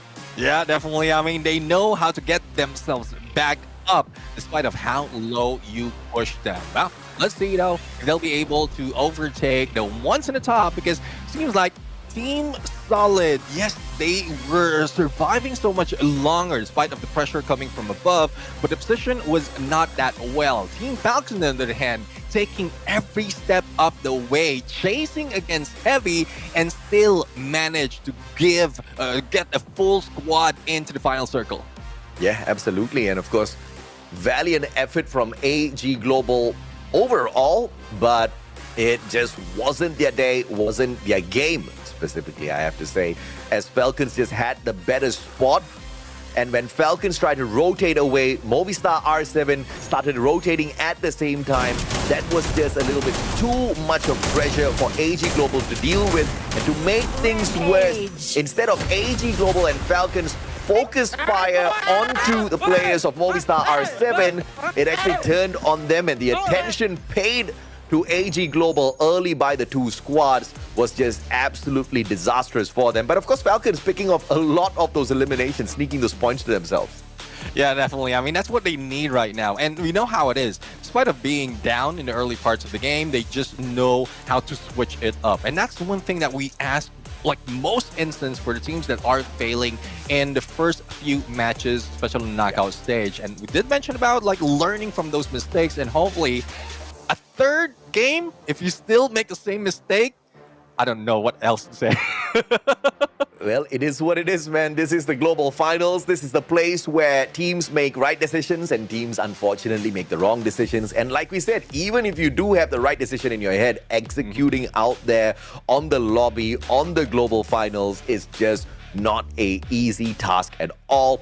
I think the nerves are just on the very edge here, just waiting to break, and it has broken for quite a number of these squads. But it's still very nice to see the recovery from many teams. But this lobby was stupidly difficult, okay? We had the final circle with 6 squads. Bro, how do you even do that? There is just no way. There is no way you get to manage that chaos without breaking, right? And I think the teams that did manage to play that very well on the rotations was Movistar R7. I think their rotations were very timely, and even when they were put in a sticky situation, they still managed to use the terrain to their advantage. Unfortunately, they didn't get the booyah. I would have loved to see the West pick up 3 in a row to kick off the global finals, but the East still has a little bit to say, I guess. Yeah, let's see though if what else can be done. But in a bit, we're going to see the game standings at this point, and we'll be able to anticipate how high the team has moved. 29 solid points coming from Team Falcons with 17 elimination. AG Global did almost the same with 12 elimination, but in terms of placement, they were gunned down before Movistar R7 was dealt with. So they tied it up with 20 points. PE Sports, though we didn't see them that much, but it's only on that final battle where they tried to survive that well. But that's one reason as well why they only got 5 elimination. Quite surprised why Team Solid only had 5 elimination, because they have good cover. It's only R7 that they need to deal with. It's more of how the zone is pushing them, and they couldn't push through against those already in front. Yeah, my bad, man. I thought they had 18 eliminations to set the record, but unfortunately, they only picked up 7. Look at me saying, unfortunately, they only got 17 eliminations.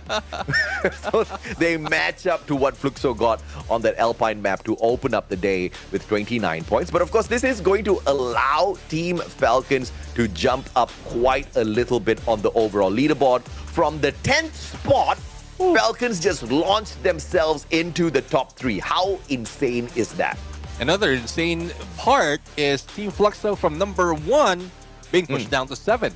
And it seems like the East is just catching up. Like, if we even up the numbers, if you average all the numbers, it seems like it's just equal between the East and West right now, because they just know how to get things, turn things around, especially for those at the top of the leaderboard. And AG Global, consistency overall. We've seen the change from Southeast Asia fall, and now it's still following through. Yes, they only get 8 points from Alpine, but when Purgatory happens, they got 18 and then a 20, and it seems like it will keep growing towards the end of the day.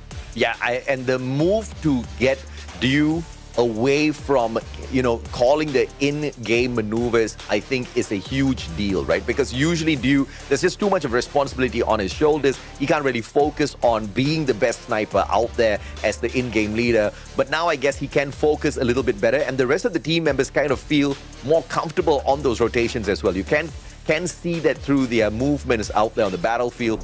And then, of course, that launches AG Global up onto the very top. But the team stats of the team that just walked away with a 29-pointer booyah. They've got the Chrono, Skylar, Oscar, Tatsuya on the combo here, Neptune. Yeah, well, loving how both On Fire and Pina is prioritizing on not only being beefed up, especially with Pina, but also with the healing the teammates. Yes, they have the team booster in play, but they can back it up with a passive skill with Olivia in play. So it's not just On Fire. Focusing on being the support, Pina will be there as well, and this helps quite well when you go with that 2-2 split. I mean, you can have Limited 7 from behind as a sniper, and then that would push Pina in the middle to who can move front and back just in case needed, giving more opportunity for Guerrero and On Fire to be in front lines. And it's important to note as well that they play a double Olivia and a double Shani. It's all about the recovery. It's all about getting that extra layer of shield points on yourself through that Shani, and Olivia just spreading out all of that healing capabilities. This is what keeps Falcons in the fight, especially when it gets a little bit heated out there in that final engagement. These passive skills definitely came in clutch for the squad, with Pina walking away with a total of 7 eliminations. Can you believe that, man? I mean, this was a great game overall for the team, but when it comes to the assists, On Fire and Limit just continuously pummeling these players with a lot of those shots, and Limit walking away with a total of 3,861 damage. And I mean, no surprises there. As the sniper of the squad, this guy is lethal. Yeah, definitely. I mean, we've seen him dominate the game, especially in Southeast Asia region, and it's just a statement that he is bringing up onto, I would say, MT7, because MT7 is one of the best snipers, and that is what Team Falcons need right now. That's one reason why they acquired Limited 7. Yeah. And at this point, with the progression that Team Falcons and Limited 7 has shown, they are a good contender. against the defending champion. So going back, Liminic 7, the sniper, AWM in hand, Skylar, Moko, Maro, and Susie, similar to what we've seen some of the players did, like MC7 used earlier, but tactical market to give them a little bit more options in getting more of the utilities into play. Yeah. I mean, no doubt at all. And of course, you've got the Moko-Maro combination here, dropping out the Raphael from the mix of the sniper build and picking the Susie instead for the extra coins, because we have seen Limit sometimes double down as the support player of the squad in charge of hitting those revives. So having the Moko combination on Susie, marking up those players, getting the extra coins off of that as well, surely gives him the extra advantage when it comes to the resources in the game through those free fire coins. 4 eliminations, not the craziest number that we've seen so far. In fact, some of the other team members in his squad do have more eliminations, but the damage is just ridiculous, and the impact that Limit brought into this game overall was just absolutely perfect. Now, let's take a little bit of a peek here as well into the circle analysis, Neptune, because in Circle 1, there was so much of chaos, and Movistar R7 had a great start to that circle. Yeah, definitely. I mean, they just stuck to there in the sub, but I was taking a peek of Team Falcons. I mean, they moved into northeast and then rotated on the edge of northwest before they headed south into the final circle. And we did see that initial run when that shift to the circle moved on, but I was expecting R7 to make that move to take down Team Falcons. It's a good thing that Team Falcons had great cover to deal with AG and then turn their position or their attention to Movistar R7. And look at the number of squads still alive and kicking up until circle number 6, right? This was just unbelievable. I mean, it's Kalahari. Yes, you've got a lot of elevations there, so you can kind of layer squads into a small little compound. But it was just too many in that final circle for sure. And circle 7, when the zone started to move away, that was where Falcons had the greatest of advantage, because they were in the best spot. Circle said, you know what, Falcons, I want to smile at you a little bit today. Extra advantage to Falcons, and the dual champions of Southeast Asia managed to use that advantage and pull away the booyah. But it wouldn't have been possible without the support of Movistar R7. Movistar R7 helped Falcons take AG Global out of the equation, and AG had, I dare argue, the best position to fight against these two there. Yeah, definitely. I mean, they have the higher ground, but the circle is against them, pushing them onto Movistar R7. But let's see, though, on what happened to the game through the highlight. And I want to see more of these engagement to favor Red Hawks, because it seems like, again, they're sticking to the same problem, same mistake. They've spent so much time in Mammoth, they tried to push through in the sub, and they didn't quite far, similar to what we've seen Team Falcons has done. But I guess to it, each their own, and hopefully they'll be able to find their way later on. I mean, no doubt at all. I think this was that moment, right? Great time turner from the side of Movistar's R7, and great teamwork between R7 and Falcons to take AG out of the equation. But in a fair 4v4 fight, that's where the biggest of difference came to be, because of the passive skill combination of this team from the East. Falcons just focusing more on the recovery and the shields, and that just gives them the extra layer of confidence to rush in at their opponents. Movistar R7 just couldn't deal with that. Yeah, definitely. I mean, that's one thing that they need to consider as well. And hopefully they can make that adjustment before this next game. Because, yes, we're done with 3 matches already. We are up to see the remaining 3. And I believe the next map would be in Bermuda, where you know that it might be slow, even more chaotic towards the final circle because of the over-familiarity of everyone in this map.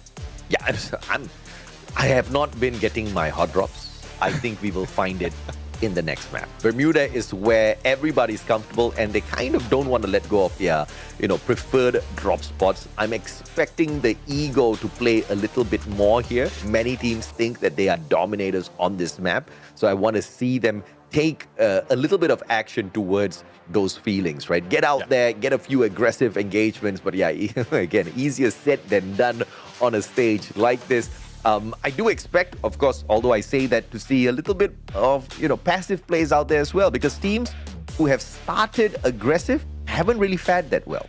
Yeah, let's see though on how well they can change things around. But, well, halfway through into the day, and it seems like a lot has happened already. But we will see a lot more later on as we go in for a little bit of content before we get into the continue of the game.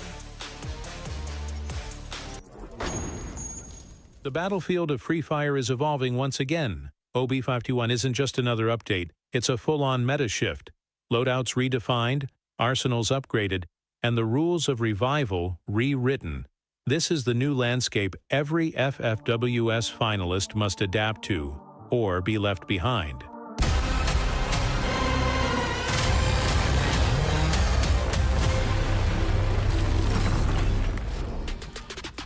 Let's break down the ultimate game changer, Loadout 3.0. The shift from solo gear to team economy is absolute. Enhance Hammer lets you instantly upgrade a teammate's weapon. One red tier gun can determine who wins that early scramble. Tactical Market introduces bolt maker zones for smart control, and the Super Leg Pocket combines essential survival items into one resilient tool. The old meta is dead. Coordination is king. Triple kill. This meta was practically built for the aggressive roaming giants. Teams like RRQ and Buriram United thrive on early momentum, and now they have zero excuses. The weapon rack guarantees a gun off the drop, and the Enhance Hammer ensures their first rush hits lethally hard. They will dominate the kill point race, setting the pace for the entire lobby. But the mid-game gain endurance from the Super Leg Pocket and new glue mushrooms that add healing to their fortifications. But there is a massive counter. The new character Nero is the ultimate anti-fortification tool. Placement and drains health inside. This is the new key to buffs can increase healing, movement, or team coordination, making the team economy a key part of mid-game planning and opening up a myriad of new gameplay combinations. Commanding concluding. So who benefits most? While every playstyle gains a new tool, the pure early game consistency provided by the weapon rack and the Enhance Hammer turbocharges the aggressive approach. Our final take? RRQ and Buriram United are best poised to ride this acceleration to the top. They'll dominate early kills, and the new resilience tools will secure their late game push. What's your prediction for the FFWS Grand Finals? Let us know in the comments below, and don't miss the action. Hello everyone and welcome to the Room of Pressure. First Doubts and Burn Bright. Right next to me we have two candidates from the Vietnam region. Here is Kabi from Heavy and this is the Quý from WAG. So let's have a little chit chat with me right now. Alright, so we will start with the Quý first. Alright, so during the media's day, a lot of teams saying that Vietnamese teams here is just like the fillers to the tournament. Only one or two teams will make it to the grand finals. So how do you think about this? Xin chào Tê Quý, thì đến với chúng ta thì có rất là nhiều đội tuyển khác bảo rằng là những đội tuyển Việt Nam ngày hôm nay có mặt ở chung kết thế giới lần này tại Jakarta thì giống như là chỉ là tô điểm thêm thôi, chứ cao lắm là sẽ có đến 1 tới 2 đội có thể tham gia vào chung kết. Thì bạn nghĩ như thế nào về ý kiến này? Theo em nghĩ thì Việt Nam mùa này chắc cả 4 đội vào chung kết luôn nha. Và đâu ra mà chúng ta có được một cái sự tự tin đến như thế, 4 đội Việt Nam, bởi vì đó là một con số chiếm cũng khá là nhiều đấy ạ. Đây là lần đầu tiên trong lịch sử FIFA Việt Nam có 4 đội đi tham dự giải thế giới ạ. Alright, so for the translation, Tê Quý said that no, I think there will be 4 Vietnamese teams can qualify to the grand finals because this is the first time in history Vietnamese can having such a crowded places like that in the grand finals. So we do believe that we have the power to all of us qualify to the grand finals. To our next question, it will be Kabi. So as we can see, the Vietnam region right now has the most dominating teams in the global finals this time in Jakarta. So Do you do you feel pressure, tired, stressful, or even this is your motivation to push up you further? Bởi vì đến với chung kết thế giới lần này, khu vực Việt Nam chính là khu vực có nhiều đội tuyển góp mặt nhất. Thì không biết là Khabi có cảm thấy bị áp lực khi mà có nhiều đội dòm ngó đến hay không? Hay đây là một cái động lực để cho mình thúc đẩy đi xa hơn vậy ạ? Em nghĩ là không áp lực bất cứ điều gì hết. So for him, he said, I don't feel any pressure because it's really easy to understand. Heavy achieved their second place in the Free Fire World Series fall last time in the grand finals, and they did a very good job. So maybe that's why they are hunger more for the victory. It's really easy to understand. Vietnamese region is not a place that you can bully at all, and I'm so proud of them today. This is the end of our interview. Thank you so much for listening, and let's heads out.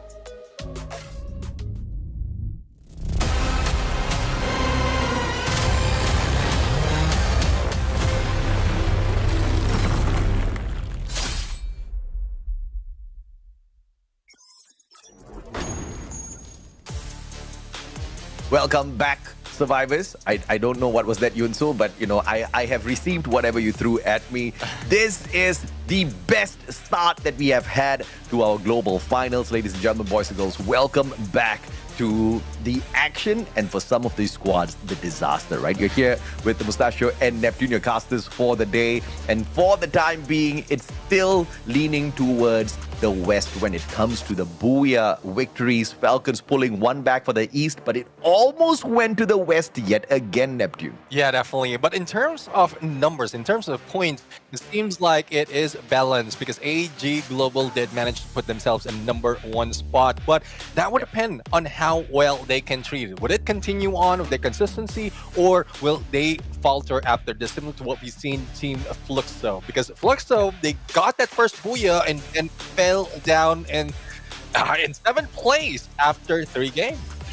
Yeah, and of course, Falcons climbing up from a 10th spot all the way into #3 after just one good game. The previous 2 games where Fluxo and Team Solid took their victories, they only scored 5 points average per match, which was really not like Falcons at all. And we have to remember, both you and I predicted that Falcons were going to be #1 by the end of the day. It wasn't looking good after the first 2 games. But of course, with Falcons finding the recovery on game 3 here, you know exactly what your casters are expecting. More of that Falcon flying high. But is that going to be easy? Is that going to be possible? Will the West allow the East to steal away their great start to the day? Yeah, definitely. I mean, another contender would be Team Solid, who is doing quite well. After getting that Booyah, they managed to survive a little bit longer, especially in Kalahari. But the only question is, will they be able to do it in Bermuda? Because it seems that other teams might be able to take advantage of this map, the familiarity that they have in this map, to be able to get more points. Map performance of Team Solid from the previous tournaments, like the qualifiers onto this, Bermuda is not their first pick. They're not their top choice in terms of elimination as well as total points per match. So hopefully that changed this time around. Yeah, I mean, no doubt at all. I think we have got some of the teams here who are very nervous, right?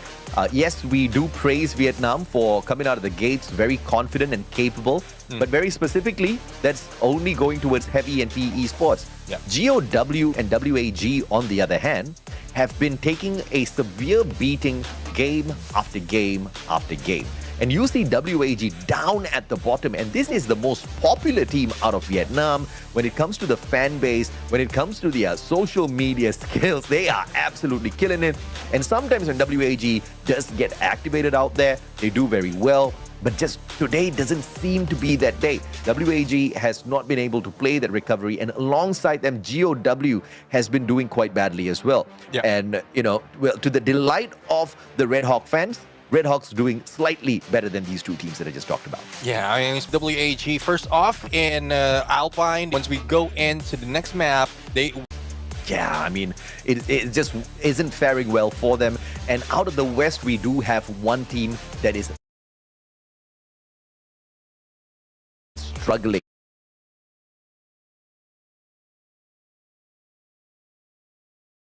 bummer after that 20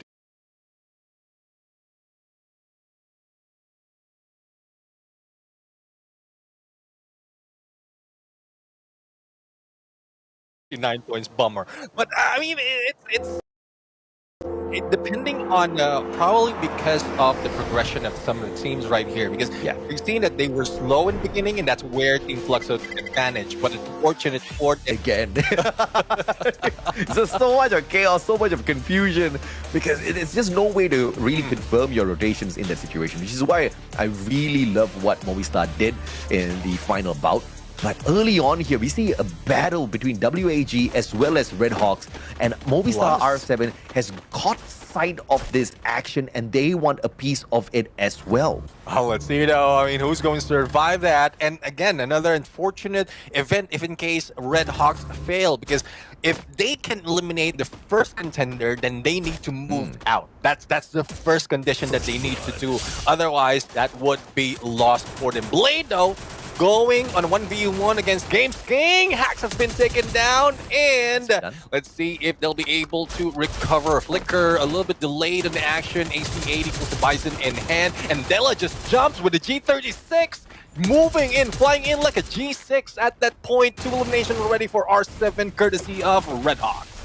Yeah, and Team Solid now meeting Buriram very early on. Wasana just runs through Hack, pulls out a time turner. Team Solid player still alive and kicking up on his feet. Get High gets caught, but they pull out their own time turner to protect themselves from those shots. Wasana backstab Hack, level 3 MP5 in hand, and they're running circles around the players of Buriram, but that's not going to be easy, as Get High has an MP5 as well, and he's not afraid to use it. But the battle ain't over just yet for Buriram. They have to be careful. GOW drops by to say hello. Now let's see though if GOW can put in some damage. But speaking of damage, it has been healed by Red Hawks as 2 of their players has been revived. But unfortunately, Nejad will be taken down. For Jonah, he is healing up. Rip is already down. And there goes the combination of Jonah and Moshi. Before picking him up, he managed to bring Wasana back, and they're a full squad once again. Yeah, this is a beautiful play from Captain Jonah, making sure to prioritize the revival before the pickup.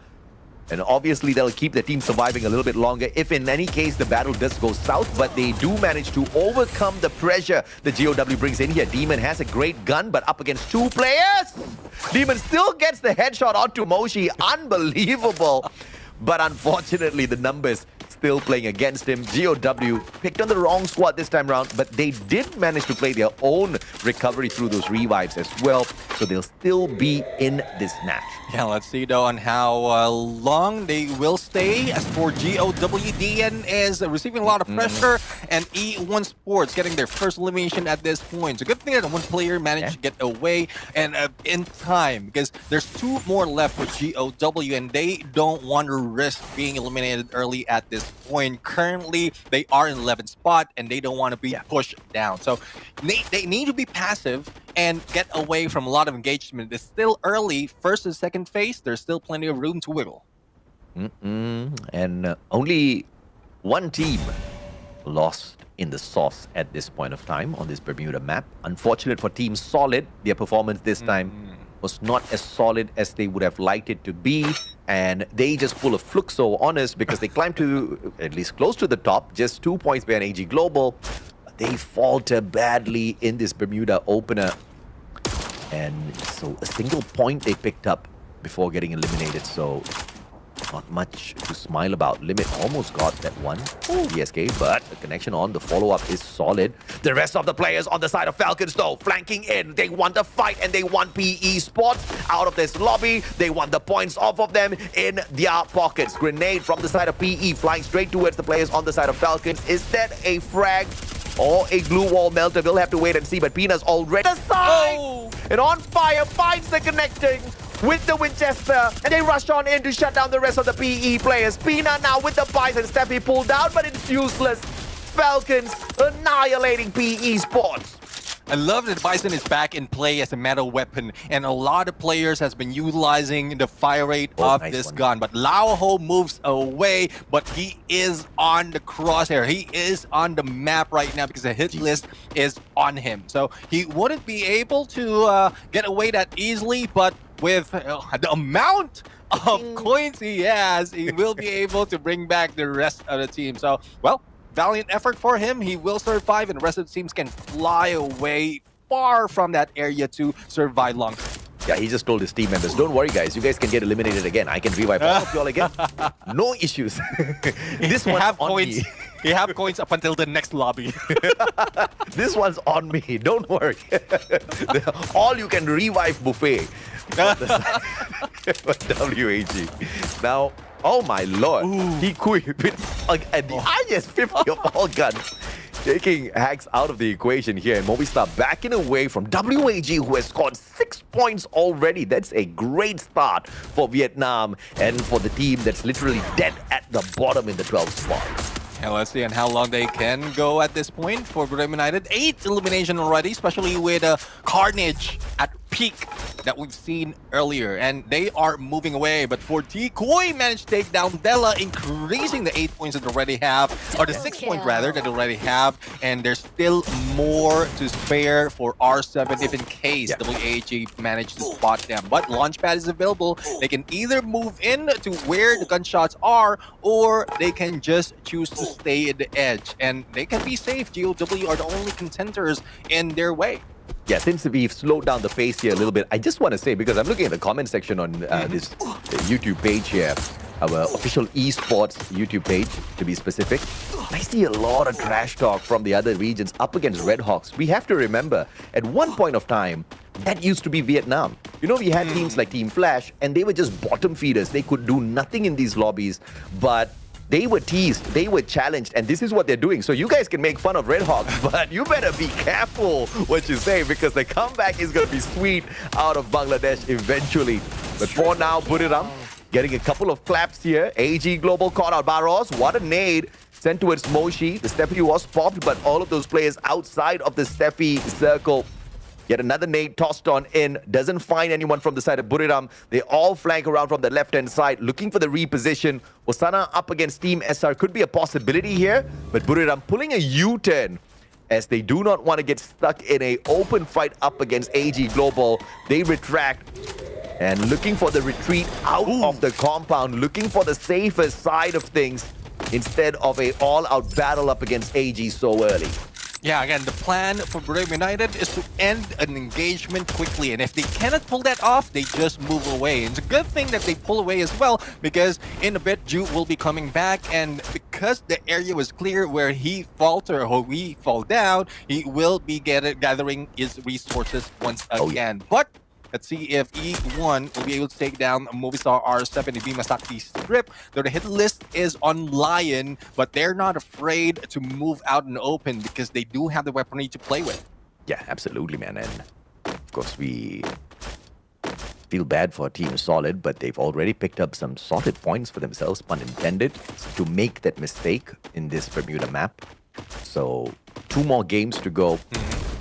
Nothing's going to stop them from aiming for the #1 spot by the end of the day. E1 Sports, on the other hand, they are doing fairly well for the East, aren't they? In the 4th spot right now, quite decently average with the eliminations. Not the best, but they are up there with the rest, right? So that's good enough for them. But what's more important about E1 is the placement points. They seem to be able to maneuver themselves around in towards these final circles very efficiently now. Yeah, definitely. I mean, they are just playing with the basics. Survivability is one of the basics of Battle Royale, and that is what they're trying to do. If in case they go in for the fight, lose a few players, they move away that quickly, but it's not the case for GOW. Despite of them moving away, they drop into the open, into the sights of Team Falcons, and Riptide Rhythm, despite of a few of those shots, it doesn't break down those glue walls. GOW right now will try to fire back, but 2 against 4 from Team Falcons is not enough. So they need to revive their teammates or probably make a way to where Rip is, because it seems like that area on the left is a little bit safer. But Guerrero says, no, I'm going to gun you down. Yeah, I mean, Falcons focusing on GOW, but here's the thing. You have got WAG in the vicinity on fire, might stop them out, or yep, he definitely sees them. Takes the rotation straight up towards them, but I think that was a little ballsy of on fire, because he could have gotten clipped right there and then in itself. But WAG doesn't take the first shot here. They will choose to retreat from this battle. Both teams outside the circle, tanking the damage from the blue. Of course, it's not too hurtful at this point of time, but it will eventually start clipping you just enough. Grenades, courtesy of WAG, and now they move on it. Tikui and 590 first does not find the connection, but the second shot does manage to get the clip. Demon brings in Dian as GOW looks for the recovery. In the meantime, Tororo found, export traded. Vanwo has to turn around, looking for the pickup as well. Time turner pulled out by On Fire. Tikui gets away with the valiant dash, pulled out defensively, catches up with On Fire as well. WAG just with 2 more players on their side, looking for the shutdown, taking On Fire out of the equation so nobody else can get picked up. And now, Pina, what will you do? Electrotherapy has its connection here. And Tikui with the grenade, just making sure Pina does not catch up with them. Now, what Pina would be planning right now is to pull them away into the open so that Limit will be able to, will be picked up. But it seems like Limit is already in the ground and Pina managed to move away. But unfortunate for Tikui, couldn't recover that quickly. Let's see if the pickup can be done by PLS1, third to the 4th phase. This is going to hurt, and I don't think they have enough on the team booster to be able to heal them that quickly. Yeah, Pina just gave up on that fight a little bit too early. He had a great opportunity to pick up Limit and turn things around. But of course, you know, we can't blame him for making that decision. They just didn't want to take any chances. And now a battle between Red Hawks and PE Esports. PE Esports inside the assault bunker. They've got the better weapons, highly probable situation here. Now, Monster Truck pulled out as a defense on the right-hand side. You can see the glue wall UAV coming up as well. But GOW could just serve to be that threat that takes Red Hawks out of this equation now, because as they rotate in, they've got a great line of sight. And from the right-hand side, Fluxo rotating in as well, looking for the circle. Red Hawks in a lot of trouble. How do they deal with this? At this moment, this is where I'm hoping the teams are using Nero's Cryo Mine, because PE Esports is stuck in there. If you use that plushie, if you have Cryo Mine, they will chip in the damage on there, and they couldn't even put in so glue walls. But before anything else, let's head into Team Fluxo against AG Global. AG Global managing to survive a little bit and defending, fortifying their defenses. But unfortunate for them, Bobs managed to pull out an M79. It seems like AG Global is out. Yeah, AG Global, #1 on the leaderboard right now, snuffed out. Red Hawks got a little lucky here as Falcons took the right-hand side rotation instead, allowing Red Hawks now to find the connection up against PE Sport. Nejat with the knock, but the recovery with a double, triple, quadruple glue wall to protect and pick Lauho right back up. And GOW joins the fight as anticipated. They take the fight straight up to Red Hawks. Kutush gets knocked down to the ground. Nejat trying to play the game of recovery, pulls out the time turner, hops into the monster truck, tries to drive away. The monster truck super slow, and PE Sport will help out Red Hawks with the distraction. Buddy gets away, and a civil war breaks out between PE and GOW. Oh, Red Hawks still alive, but heading into Team Heavy, and unfortunately, Don't Cry hits him with an AC-80. Valiant effort, but it took a little bit more time for them to take PE Sports down, giving time for GOW to push, and they managed to take down both. Only Lauho remains out of PE Sports, but the next contender would be Heavy, and civil war continues. Yeah, man, I mean, it's unfortunate for Red Hawks because they should have been a little bit faster on that engagement. They should have just rushed into PE Sports. You know, like you pointed out, if they had the narrow, could have been a little bit more easier. But even without, they just needed to take the decision, because standing outside the assault bunker in a circle like this, just a terrible idea. And GOW made them pay big time for the decision that they made. Fluxo, on the other hand, circling around, taking AG Global out of the equation to take their defensive spot, as well as a great position for this next circle. This is big brain play coming in for the Western squad, and we have got three of them here from the side of the West. Yeah, let's see though. I mean, E1 might be taking R7, but it seems like the movement is prioritizing in the next phase of the circle. Heavy though, taking heavy damage from both sides, and unfortunate for them, they couldn't survive. Now, GOW, 11 elimination already, need to deal with Team Heavy, but they need to speed up, because whoever wins between R7 and E1 would be the next contender in that fight. Yep, E1 now has to deal with shots from all around. Fluxo focusing on them. GOW looking for the shots as well as E1. will get eliminated from the equation. Movistar R7 taking advantage of that situation, and GOW taking a fight up straight to Fluxo, but they have to be careful here. Trip mine laid out by Bob, so GOW circling straight into them will be absolutely disastrous. The knock does stop Hans, and that could have just been the saving grace that Fluxo gave GOW. If they didn't get knocked by that, it would have been the trip mine, which has been a little bit more disastrous. Now, defensive spot rotation by GOW. They are now in a safer place as opposed to Team Fluxo, but the circle will move in favor of Fluxo. Movistar R7 might take the fight up to them next. Hell, let's see though if Movistar R7 moves left for Fluxo or right for GOW, but either way it would be happening in a few seconds, and it seems like Team Fluxo has a lot of attention from both teams. Buff's already down, MC7 is out, and the team's left to Buddhistine, who has nowhere to go. Supermed in hand, would there be enough for him to recover, or will he be taken by the blue? But given the fact that GOW has more numbers than R7, it seems like the East might be getting a booyah in this point. Yeah, the East looking for one back here to play a 50-50. GOW, a 4 versus 2. Movistar R7, you gotta respect the recovery. Games King with the FGL shots up against the glue wall of GOW, but this is not gonna deter them at all. GOW knows that they do have the advantage here. Games King runs out all alone. Joker trying to back him up with the VSK from afar. RIP. The flag from the left could instantly put an end to Joker here. But GOW not taking any chances whatsoever, and Joker with his position does manage to get the knockdown onto Demon. Eliminated instantly. The Steffi does get popped, Games King gets dropped, and now it's a 3v1 up against Joker. 3v1, a dream has been used. Let's see if Joker can survive, but the onslaught is on. GOW going for that booyah. How amazing was that? GOW from the 11th spot, managing to conquer this map of Bermuda. Massive eliminations, great positioning, great decision making, and they were not taken on chump squads. They were taken on some of the best from the West, and they still carried the East to the top.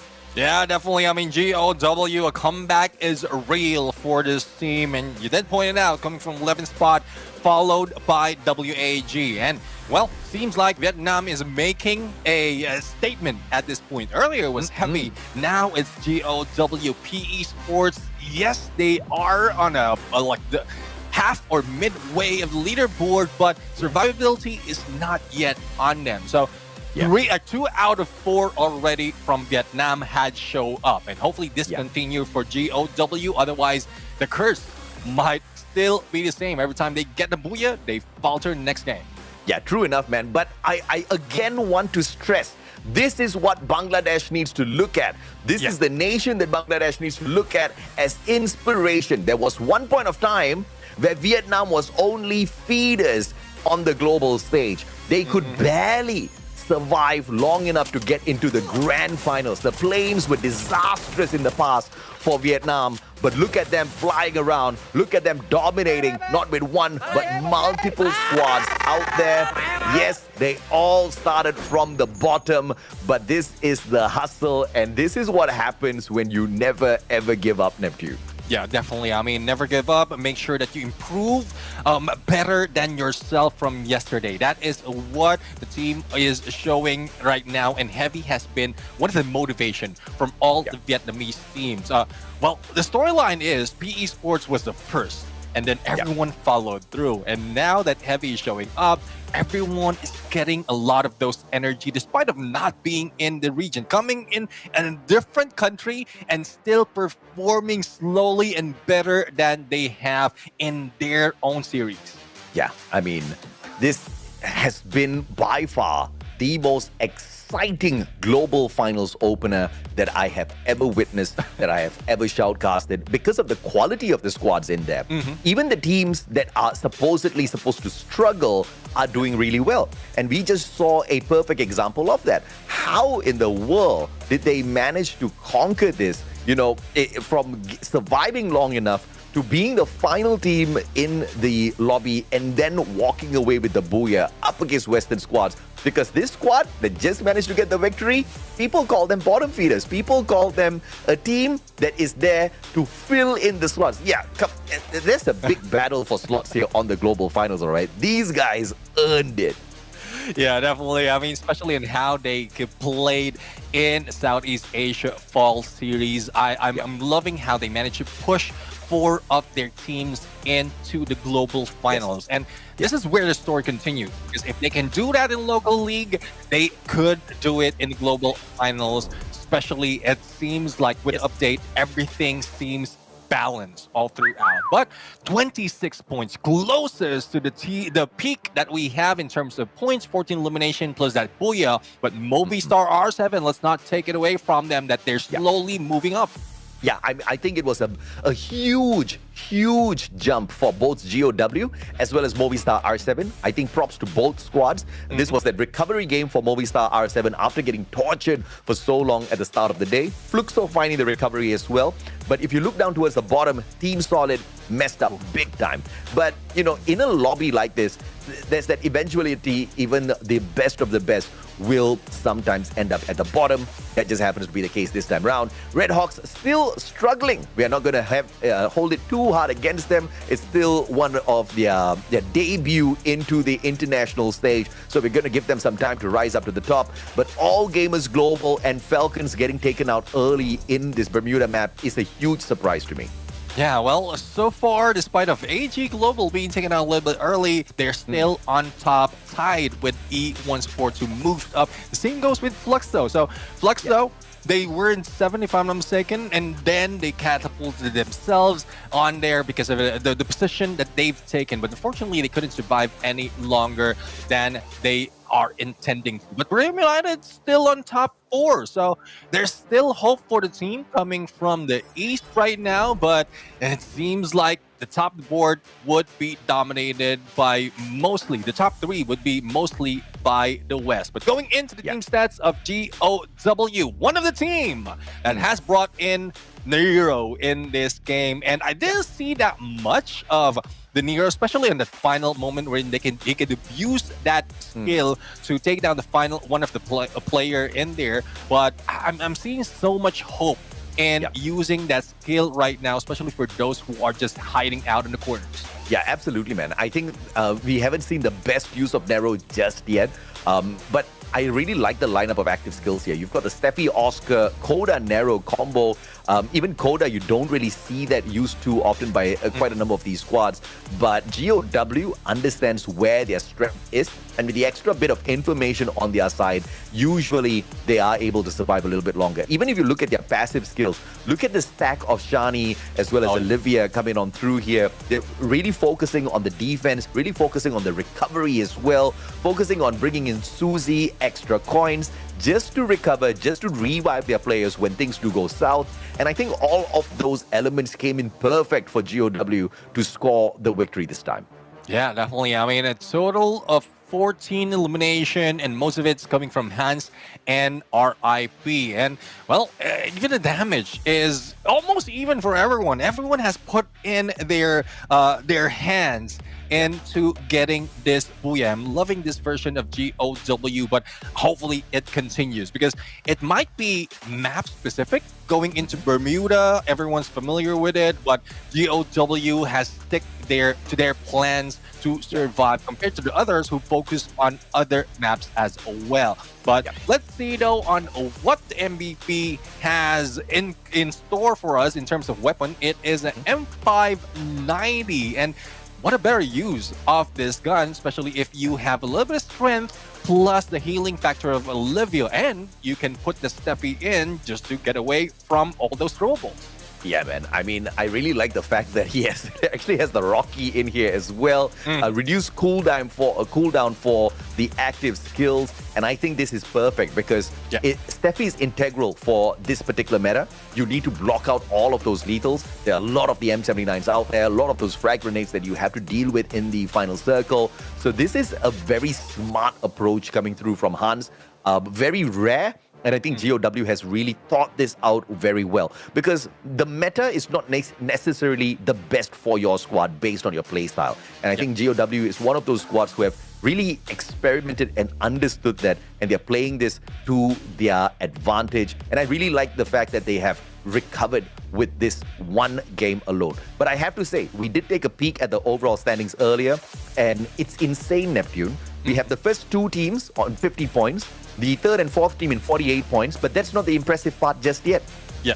The team in the 8th spot is Movistar R7, and they have 42 points. Movistar R7 from nowhere, they can jump up to that #1 spot in this next game if they just don't drop the ball. 8 teams could get that #1 spot if they just try hard in this next game. Yeah, I mean, with all the back and forth, everyone is so close to each other that someone else out of that list would be able to move up. But looking at a circle analysis right now, seeing how GOW just took the edge and making sure that they have a great cover as well. Even in the final circle, we're going to see that on the highlights in a bit, wherein they took advantage of their position, not move carelessly against Fluxo, and that's where they managed to push Fluxo to be taken out, to be dealt with by R7, and then they just dealt with the finishing blow. And GOW, I mean, they've like circle 4 is where they really pop off with 6 elimination, and then everything follows through. And you can see the gap in circle 2 and 3. Not so much of engagement. That is the slowdown for everyone in this game. Yeah, man. I mean, so again, to put it into context, AG Global is at the top of the leaderboard, followed by E1. But Fluxo, Buriram, Falcons, Heavy, Team Solid, Movistar R7 are all in contention at the same time for the #1 spot. This is what we mean by this is the most balanced that we have ever seen the game state as well as the professional players out there and the squads. We have never seen a global finals that is this close in the past. I am mind blown right now, Neptune. Yeah, definitely. And well, hopefully they will be able to, with this performance, they will be able to ease the pressure, because from earlier we've seen the room of pressure. There's a lot of things that they need to think about going into this battle, going into this match, and this is something that are like game style and mechanical skills like can be done with practice, but mentality, like pressure being done by the Lada team, it's very difficult to deal with. So hopefully that's something that we can hear as well on how the team is going to deal with those pressure. But before we go in, let's bring it to Conchita Caroline for the interview on the Room of Pressure. Survivors, you are now live with me from the Room of Pressure. I'm here to give you a quick update from the 4 matches that we've seen today on the first day of the knockout stage from the Free Fire World Series Global Finals 2025. As we all can see, Brazil is for sure the region to watch. Fluxo and Team Solid has claimed the first 2 booyahs. Sure, E1 has not secured a booyah, but they for sure have been hovering around the top 5 as well. And one thing is that the 3 Brazilian teams are adapting very well to the hyper-early aggression meta. Here in the Room of Pressure, we can see some of the comments that the community has written to us about the team that are competing today. And what surprises me is that a lot of people from the community has been saying that Fluxo might crumble. Fluxo might do the same mistake that they've been doing in EWC, and they will not be proving their worth today. So now I'm asking you, survivors, what do you think? Can they push to be team of the day? Write your comments in the comment section below. But for now, let's go and see the highlights.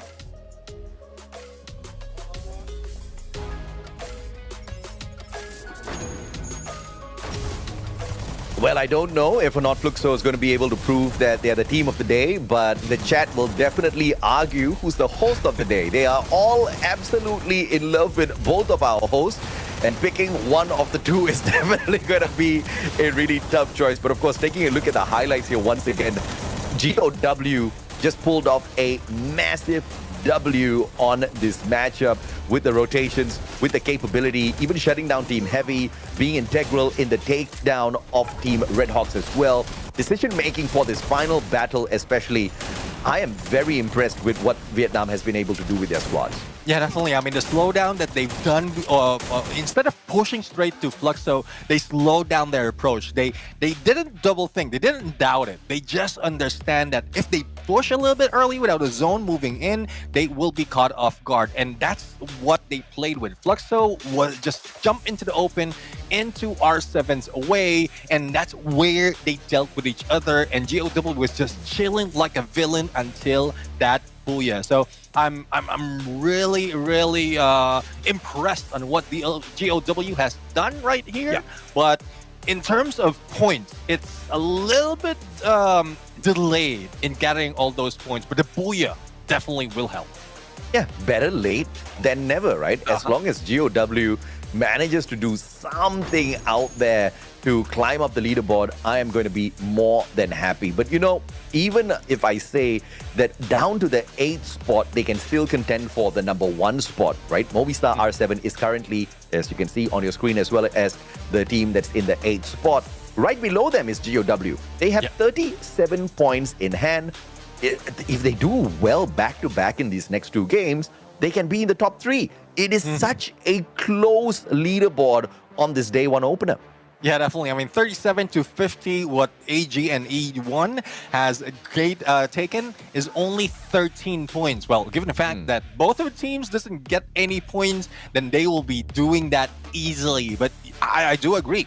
Everyone from the top from the top up until the 9th or 8th as well, even the 10th place, might be able to move up to the top 5 even after the next map, which is the next era. So it's just mind-blowing. I was expecting a slow game and only a few teams who's dominating, especially with the entry that Fluxo has showed us right now, but it was just everyone's battle. First Fluxo, Team Solid, Team Falcons, and then GOW, and expect that some other team will be grabbing game number 5. The most important thing is it's a battle between the East and the West. The West initially showing that they are here to dominate, and then the East came out the doors and said, calm down, buddy.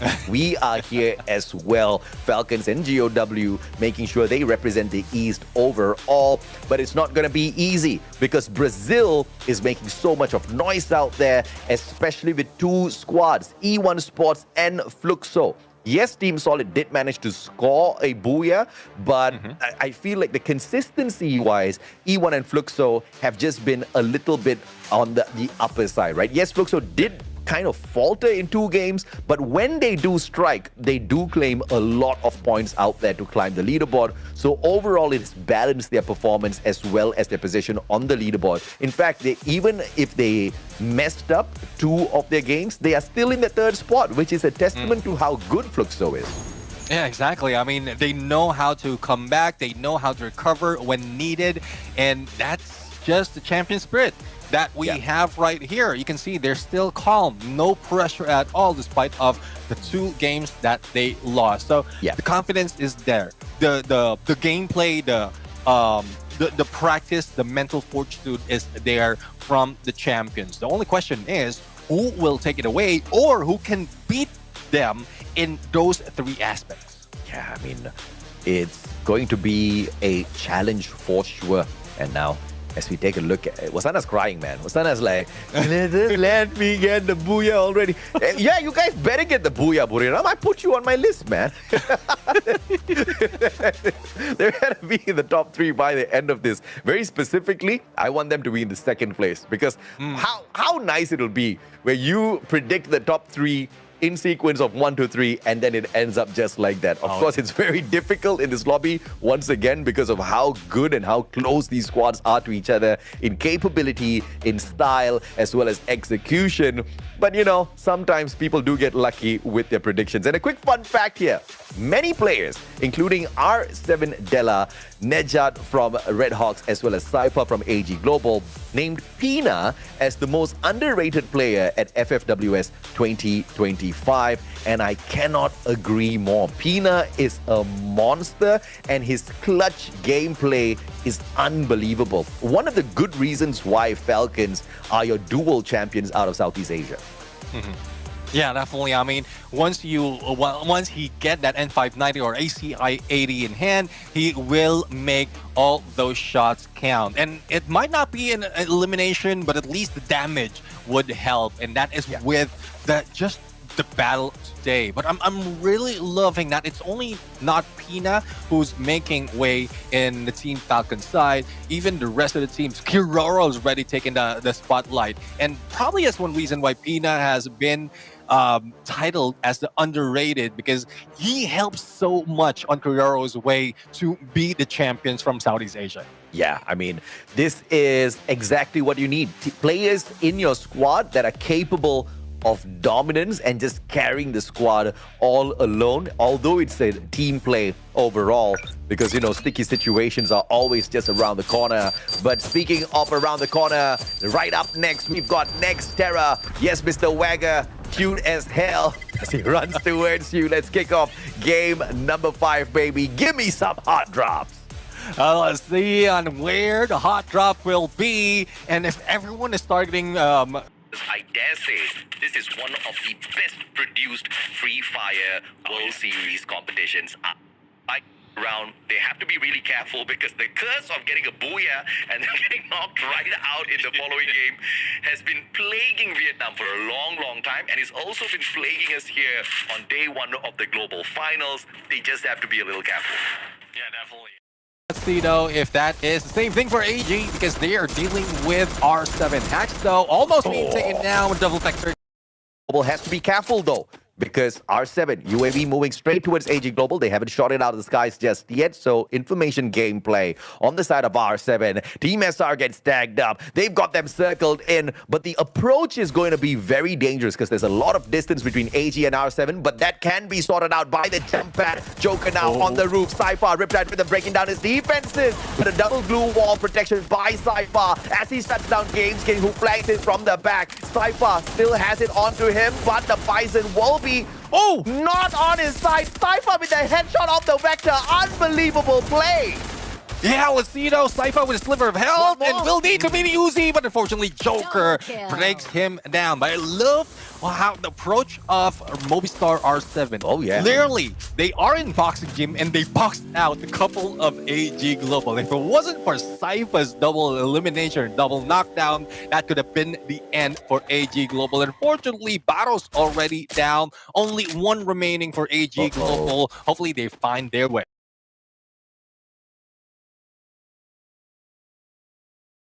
The side of Red Hawk.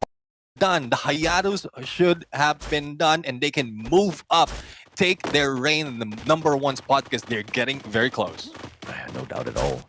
I think Fluxo is looking for exactly that, the #1 spot finisher by the end of the day. I didn't put them in my top 3 predictions, so I'm feeling a little bad now.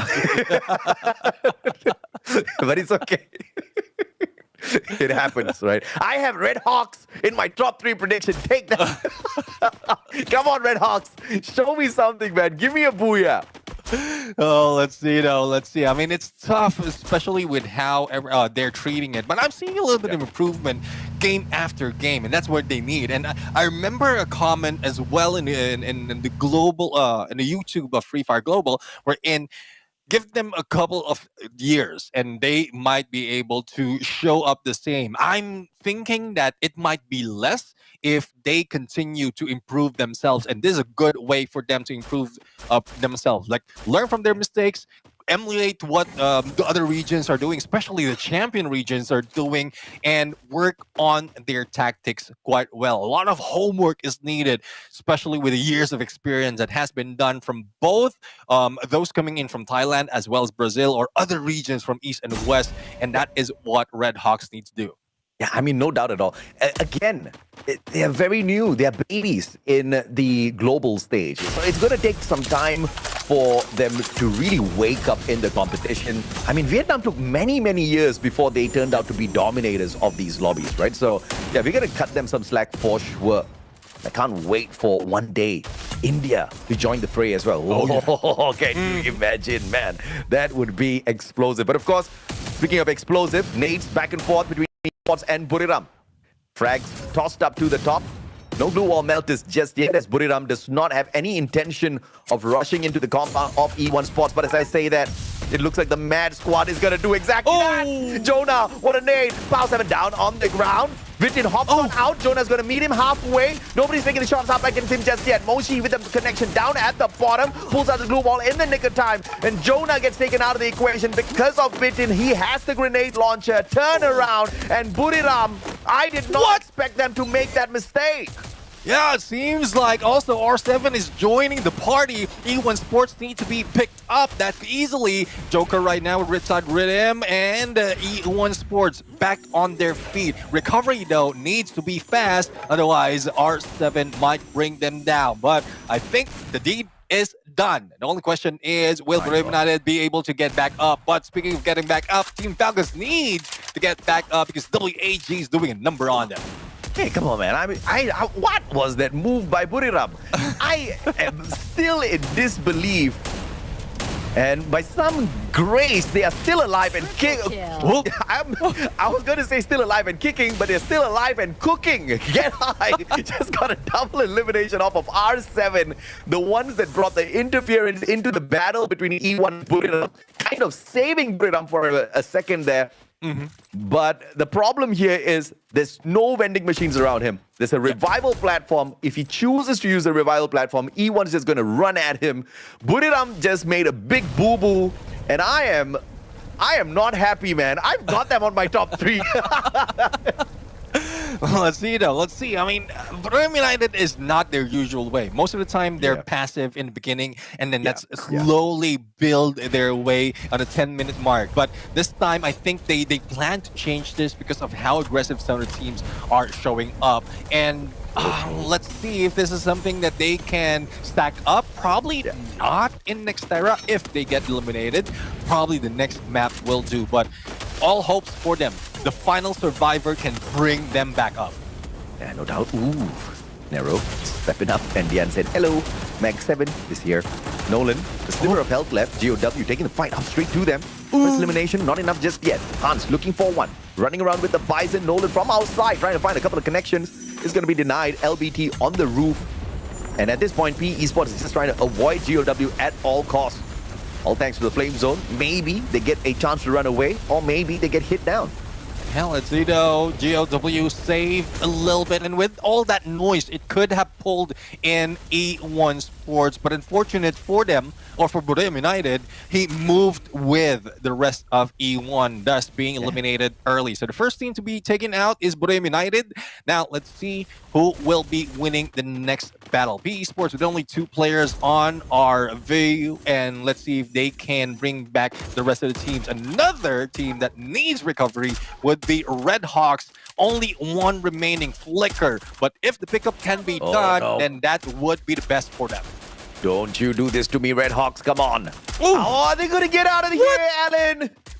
Gets the connection with the AC-80 flickers out. Nejad could not play the game of revival. They were just standing over the vending machine, but could not get close enough to it. And Red Hawks will crash and burn again, unfortunately. Yeah, a lot more experience is needed with the Red Hawks. And, well, let's see if that will happen onto the next game. For Nick, though, he will need to be silent. He has view and information on WAG, but the rest of the teams is still a little bit too far. Portal Go available, not only 1, but 2 of them. And it's rare. It's a rare occasion that we are seeing that a little bit of a heavy investment coming from the team. But going into the other side, we have 2 teams from the west right now going in for the fight. Butusin almost swatting one out and taking them down. Pow sends one straight to Bobs. Down on the ground, picked right back up. Joker went in for the finisher, but couldn't get to him in the nick of time. And now Bob sends Butches in quickly, rotating around. Very, very smart recovery coming through from the Fluxo players. And they don't put themselves in trouble as they do, kind of gearing up for a backup as well, as they stood around that house, close to the windows, waiting for a all-out battle. But thankfully, nothing happens. And R7 allows them to move away. Falcons rotating right behind WAG. This is going to get a little nasty shortly as Team Solid watches this situation. Yeah, well, it would be another team to watch out for, which because Team Falcons is already in their midst, a little bit of FGL action being thrown into Nyx right now, coming from Keroro. And, well, this is what we often see in Zip Play. The towers right here is a good vantage point, but unfortunately for them, the blue will be pulling away from them. So Launchpad will be used. They just reposition one tower, and they still have that high ground advantage. Hopefully Limit X7 will be able to go for a takedown. Otherwise, they might be in the crosshairs of a lot of teams, especially with elevation that they have right now with their heads exposed. Yeah, Team Solid now dropping down to the lower ground, taking the fight straight up to WAG. Now they have to be really careful because Falcons are in shooting distance here. One wrong move, Falcons will not think twice to hop on into the battle as the third party. Oh. GOW though, up against PE Esports, a little civil war between the Vietnamese squads. As GOW wins out the initial bout, but AG Global from afar, Team SR taking aim at them. Sneaking away a point here as well. GOW outside the zone, needs to play some sort of recovery. And those revives are crucial here. But it looks like AG is going to make this really tough for them. Yeah, there's no breathing space for GOW right now because AG Global has them on their crosshairs. And it's a good focus right now for AG Global. They are the top eliminators in this lobby, and they're not really focusing on what's happening in Zipway. But Team Solid getting headway against the rest of the teams like WAG and Team Falcons, and they might be going in for the gatekeep. But let's not take R7 away from the picture because they are the ones waiting for the opportunity for the takedown as well. Team Falcons still alive, Garera on the ground, and will be taken out by T. Kui on fire in a 1v2. Will he survive? It would be tough. It's a 1v3, and on fire will be down. But that was some fantastic fancy footwork out of On Fire in combination with the time turner. Unfortunate that he was outnumbered. Oh, and in fact, the third player was the difference maker there. Limit with a massive triple revival. And we were talking about how he rocks that Susie as the sniper of the squad, connecting those extra coins. And now Peanut does get taken out from the skies. On Fire as well. Those revivals in a lobby like this, in a circle this small, is just absolutely deadly. Falcons are being shot out of the air. Oh, let's see now if Falcons can still fly. Only one team or one player remaining at this point. Judo is struggling to survive, healing up, and Kororo is on his way, but did have a full HP right now. For Team Solid, they are dealing with Team Fluxo, and both of these teams not out just yet. TS might be able to survive, putting in the Steffi, and they are just being taken by that zone. The HP would be crucial, and BSB will be down. Yeah, man, I mean, unfortunate. Bob's, oh, goodness me. Usually you should fish in a barrel as they're inside the compound. This one was the opposite. They were in the compound, shot out through the window, finding those connections, and Fluxo is the winner of that battle. Going into this next circle, full squad. In fact, final circle time. Zone is about to move in favor of the Vietnamese squad, but look at the problem here. Vietnam is on all the way to this high ground, and their only opportunity to reposition will be that monster truck so as to not take any damage. Let's see though. A1 Sport, at least they are protected by this huge compound, but they will be in the target of Team Fluxo as they reposition, and heavy right now. Well, they're not too heavy because of the monster truck saving their way, but let's see if they can survive the onslaught coming from the other side of the map. Yep, and now E1 Sports taking aim at Team Heavy. Kabi finds the connection of bullets to his back, but a instant recovery coming on through as well. Inhalers used as they rotate around towards Fluxo. And this is out of the pan, straight into the fire for the Vietnamese squad of Heavy. Allen takes the initial shots first, but manages to return fire to Butch in, who backs away. Circle's now going to put pressure on them. The glue UAV thrown out here by Team Heavy, but Fluxo's not even going to be shooting at their defenses. Heavy needs to focus on staying alive, and this is going to give them the advantage as Fluxo now focuses on E1 Sports, and Heavy attacks from the back. Let's see. We have E1 Sports already very close to Team Flux. So if they can deal with each other, that would open up the floodgates for Heavy. But it seems like Heavy has shown up a little bit too early right now. Lion would be going in. Both of them pulling out a time turner and saving both of the squad. And E1 once again distracted by Fluxo. Butcherson pulls the distraction, pulls the attention, and E1 Sports takes the high ground, allowing Heavy to recover, allowing Heavy to find a better position. And now E1 Sports will have to jump off of this platform, and that might just give the advantage to the Eastern squad. Team Heavy, they've got the jump pad, they quickly reposition. But E1, can they make the best use of their high ground here as Heavy, like trolls under a bridge, refuse to move? This reminds me of one of the final battle in Southeast Asia where Onyx Olympus was just at the bottom of AG Global. E1 Sports is on the top. If there will be a closing up the circle, all they have to do is wait, unless Heavy has something on their sleeves right now to throw off A1 Sports away or like below them, and they will just be an easy target. But there's also a way up right now if in case Heavy chooses to do so. And Fidin makes the mistake. Alan, take advantage. Mufasa very quickly laying down trip mine here. Glue wall melters laid out around Witten to make sure nobody else drops in for the save. Witten about to expire. The rest of the E1 Sports players not taking any moves towards saving him. Alan gets to confirm that elimination. Circle's going to be closing in. And E1 Sports just put themselves into hot soup by taking the position on that high ground. Circle's going to be pressuring them to move on off. And on that drop, that will give Heavy a massive advantage. Inhalers and medkits used by E1 Sports, but it's a matter of time before they hop on off of this bridge. Yeah, E1 Sports, wrong position to take. They don't have the center, and Heavy would be taking advantage of this unless they think Cook would be taken by Heavy. Time turner to save them. And this is it. Heavy. GG. Heavy. GG indeed. Grabbing the Booyah in there where E1 cannot do anything at all. Yeah, bye-bye Vitin, Team Heavy says. And Heavy is in shooting distance for the #1 spot. And the East is in shooting distance from overtaking the West in the number of Booyahs they have. Heavy carrying the East ahead.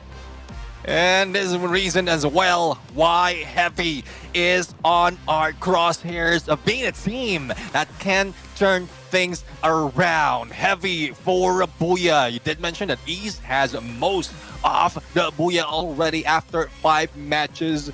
Let's see though if the West can take it back, because it was very close for E1. If they have taken that, then it would have been the West leading the fray in terms of Booyah. And this is what I respect about Vietnam. It's not about just getting into the international stage the first time and then dominating, because that's so difficult.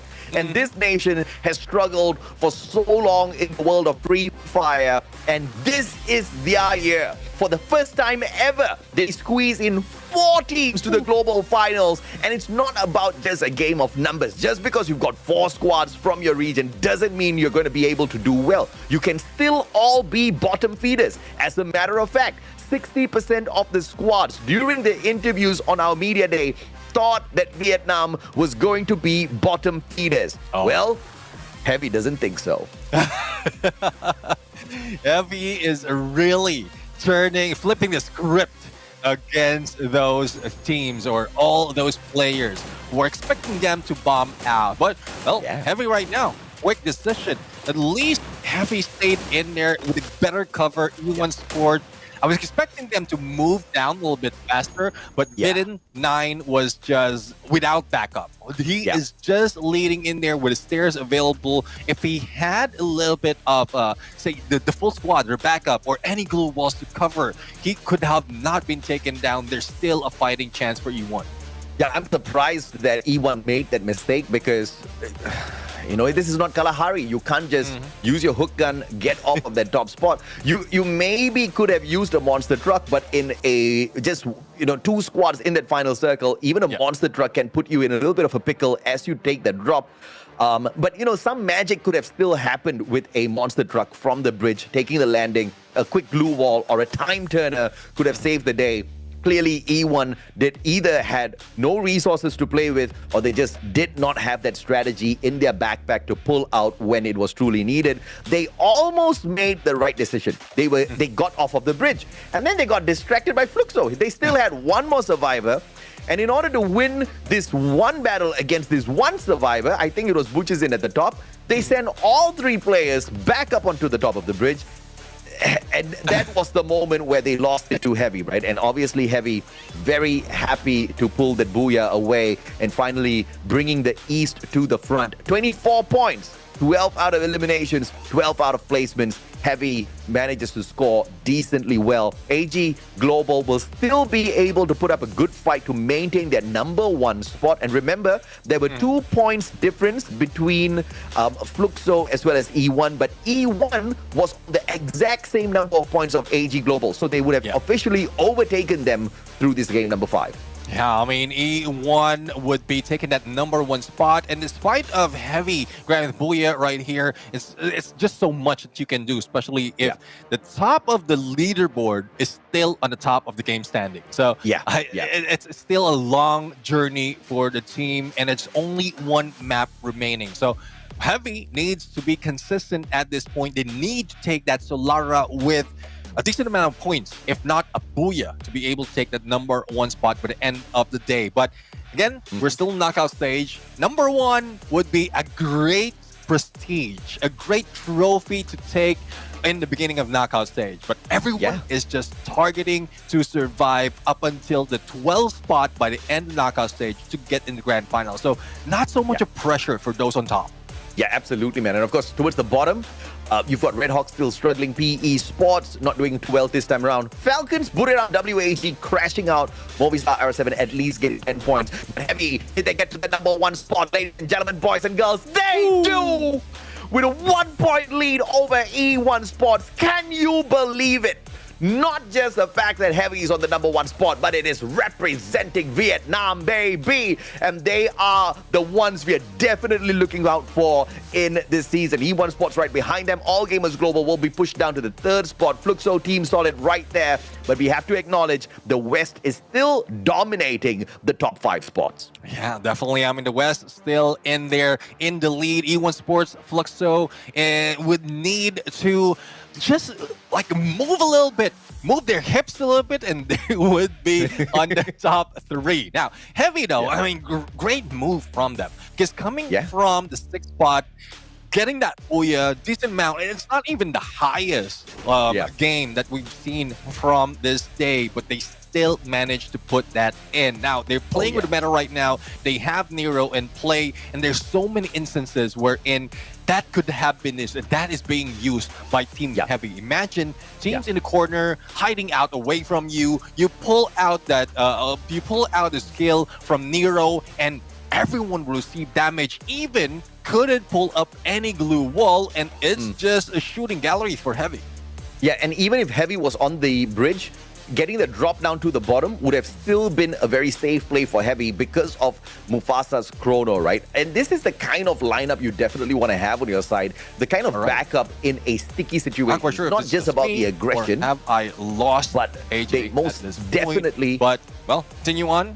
Team Heavy grabbing that booyah, taking that #1 spot is just phenomenal for the team. Now, I want to see more of what the team can do, but Heavy right now, especially with Alan, is part of the mix, would be deadly. Though Cabby, Don't Cry, and Mufasa would bring in so much more into this engagement. Now, I love seeing more of what Heavy can do on how well can they maintain this, because we've seen so much of curse coming in from Vietnam, and if they stop or like prevent that curse from happening, especially in Solara, they can still maintain that #1 spot by the end of the day. Yeah, absolutely, man. Alan, 6 eliminations, 3,267 on the damage. Man was just going all out on the limb there to grab those, points for the squad. And you can see that through the knockout and the assist as well. That Alan would be at MVP, 6 eliminations, 6 knockdown, 3,000 on damage. I want to see what weapon he has brought in. AC80 is in play. Not only that, we have the Coda on him, plus a Maro and a Luna. And not everyone has been using that Luna into the game. It's most of the time, Luna has been used in Clash Squad, but this is where that would be very useful. If you need a little bit of, increase for you, then there you will be able to bring yourself back up. But yeah, hopefully this continues on for Alan and the rest of Heavy, AJ. Yeah, no doubt.